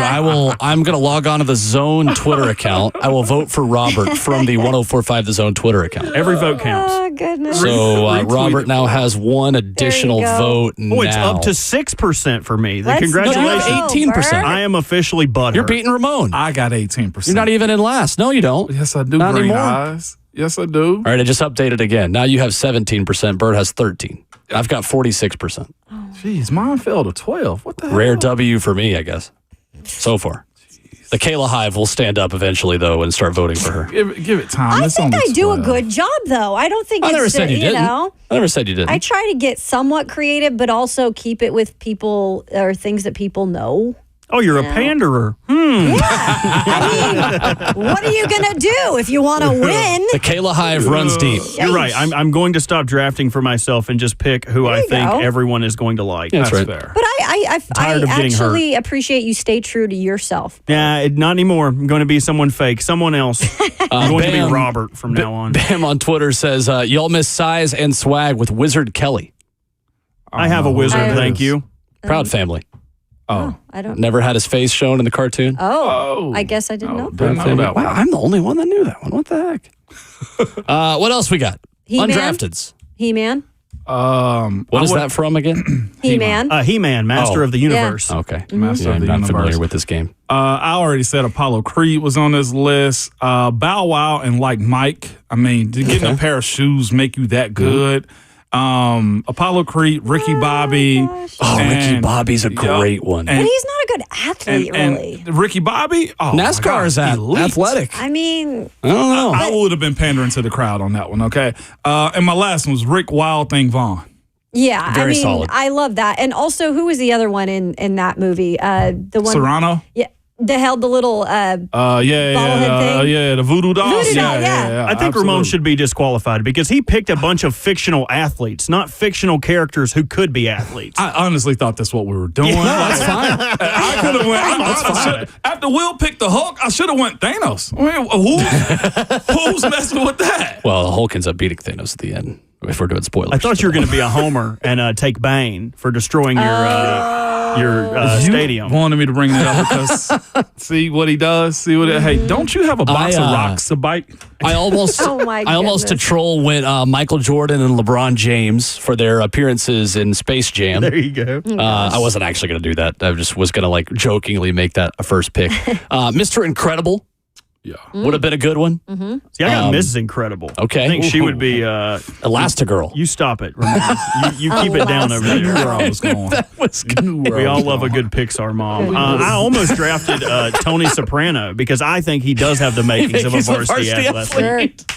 I had Shrek. That's so good. I had Stitch. I had Peter Pan, the perfect slot receiver. Oh, yeah. Because he's never going to get older. He's going to stay the same age. Good. So true. I had Hank Hill because he led Arlington High School to a state championship as a running back. Also, he is the current coach at the University of Tennessee. Oh, love that. Oh, Bobby. Yeah, Bobby. Bobby Hill. Hey, Bobby. I had Jessica Rabbit as a beach volleyball player doing all of us a service. You really and thought she'd this just distract everybody. And I had the bride from Kill Bill. She would be a great softball player, great slap hitter. Oh my, yes. Okay. Oh, man. Who else did I have? I had Roadrunner and Wile E. Coyote on here. Big Yeah. Looney Wiley's Tunes guy. Yeah. Yeah. Wiley's tough. Troy Bolton from High School Musical. turned down D1 scholarship offers to be in a musical, though, so his head was not in the game. No, Clearly. Ultimately. I also had Air Bud. I mean, it's just dominated in so many Well, different that's ways. the thing. You pick an animal, you're probably going to win this draft. I just got a text, too, of Pablo Sanchez. That is a major miss, not putting Pablo Sanchez anywhere on this list. Okay. The do-it-all player from the Backyard Baseball, Backyard Football series on Game Boy and computers. Yeah. I almost picked the kid from The Rookie. I don't know his name. I didn't look him up. With an arm about like that, too. that, I was like, goodness, what a heater. Rand on Twitter says Forrest Gump. He just kept running. Yeah, he'd be a good runner. He was a good Alabama player, but we don't need that kind of toxicity on our roster. Did you guys know that he was actually a savant in the book? He wasn't like mentally handicapped as he was in the movie. In the book, he was just a savant, and he did really well in college. Interesting. Oh, wow. Did not know that. Scoob sent in John Wick. I just don't know how effective he's going to be. This is a weapon-free game we're playing here, Scooby. Yeah, what is this? Figure skating? What's the like triathlon where they have to ski, shoot, and is it a decathlon? Maybe he could be a decathlete. The There's Iron Man. biathlon in the Winter Olympics where you shoot and ski. There you go. That's what he would be. Sure. You have someone, Andrew in Portland, that says Bert all day long. You are gaining steam here. See, he probably didn't even vote for know. me. That's what this He is like. is gaining- This is like the girls when prom comes around, and they're just like, "Oh, I'm going to ask the ugly guy to you're help getting him votes. You are They might be sympathy votes, but you're getting them. You're right I'll behind take Kayla in second now. You Yeah. are. You have 25%. Kayla has 26%. The squeaky wheel gets the grease. That's what. All right, this that's whole- enough airtime from you. I think Kayla just shut my mic off from in there. It's impressive. She did. I love that. Another person says Superman. I did Yeah. think about that. How about Batman? Superman, the most overrated superhero. Yeah, right. Absolutely. Yeah, Okay. right. Because Superman he's is an the alien. boldest. He's not a human being. He's an alien. Give me picked the Batman. Hulk. Batman all day. See, I could make the same I'm argument not talking for about in the Batman, though. athlete. I'm not talking about in the athlete category. I mean, just like superhero had it all handed. Superman had it all handed to him. Well, it's the I mean, same but thing that Batman's happens. rich just- as hell. Batman and so many others. Batman right? had to get out of a cave first before he could save Gotham. All right, he had to learn that when you fall, it's to get back up. Dang it! Boo, absolutely not. He's Absolutely a tech not. whiz. No, absolutely not, man. You got on to our throw all esports of them in that team. conversation. Who's Catwoman? All I know is if you Catwoman? tackle That's a Airbud, badass woman. PETA's coming after you if you tackle Airbud in this game. So PETA. Peter. Peter. Oh, what? I thought you Halle said Berry something else played right there. Catwoman. Like, Yes, she that's a did. bad woman right And there. Hathaway as well. Yeah. James Bond, a great submission. What would he do? You can't Boss. drink martinis on the sideline. Can't break his nails, man. What are we talking He would about? leave the defenders shaken, not stirred, in his wake. That was good, but I'm not laughing No, because it's I'm mad okay. at I don't need to laugh. I'm good. We're officially in competition now. Go vote for us, peeps. At Ramon Kayla Will, vote for Bert. No. He needs it. No. Split the vote. Vote The for hell? Robert. I have the best team, so let's split the vote amongst the three of the rest of you. Vote Vote for for me. Robert. We're back at it tomorrow morning. Kayla and Ramon have you covered. I've got track. I'll see you guys Monday for Titans training camp week. Yeah, yay. Let's do Hey, y'all must remember at all times, your Twitter fingers and your mic is always hot.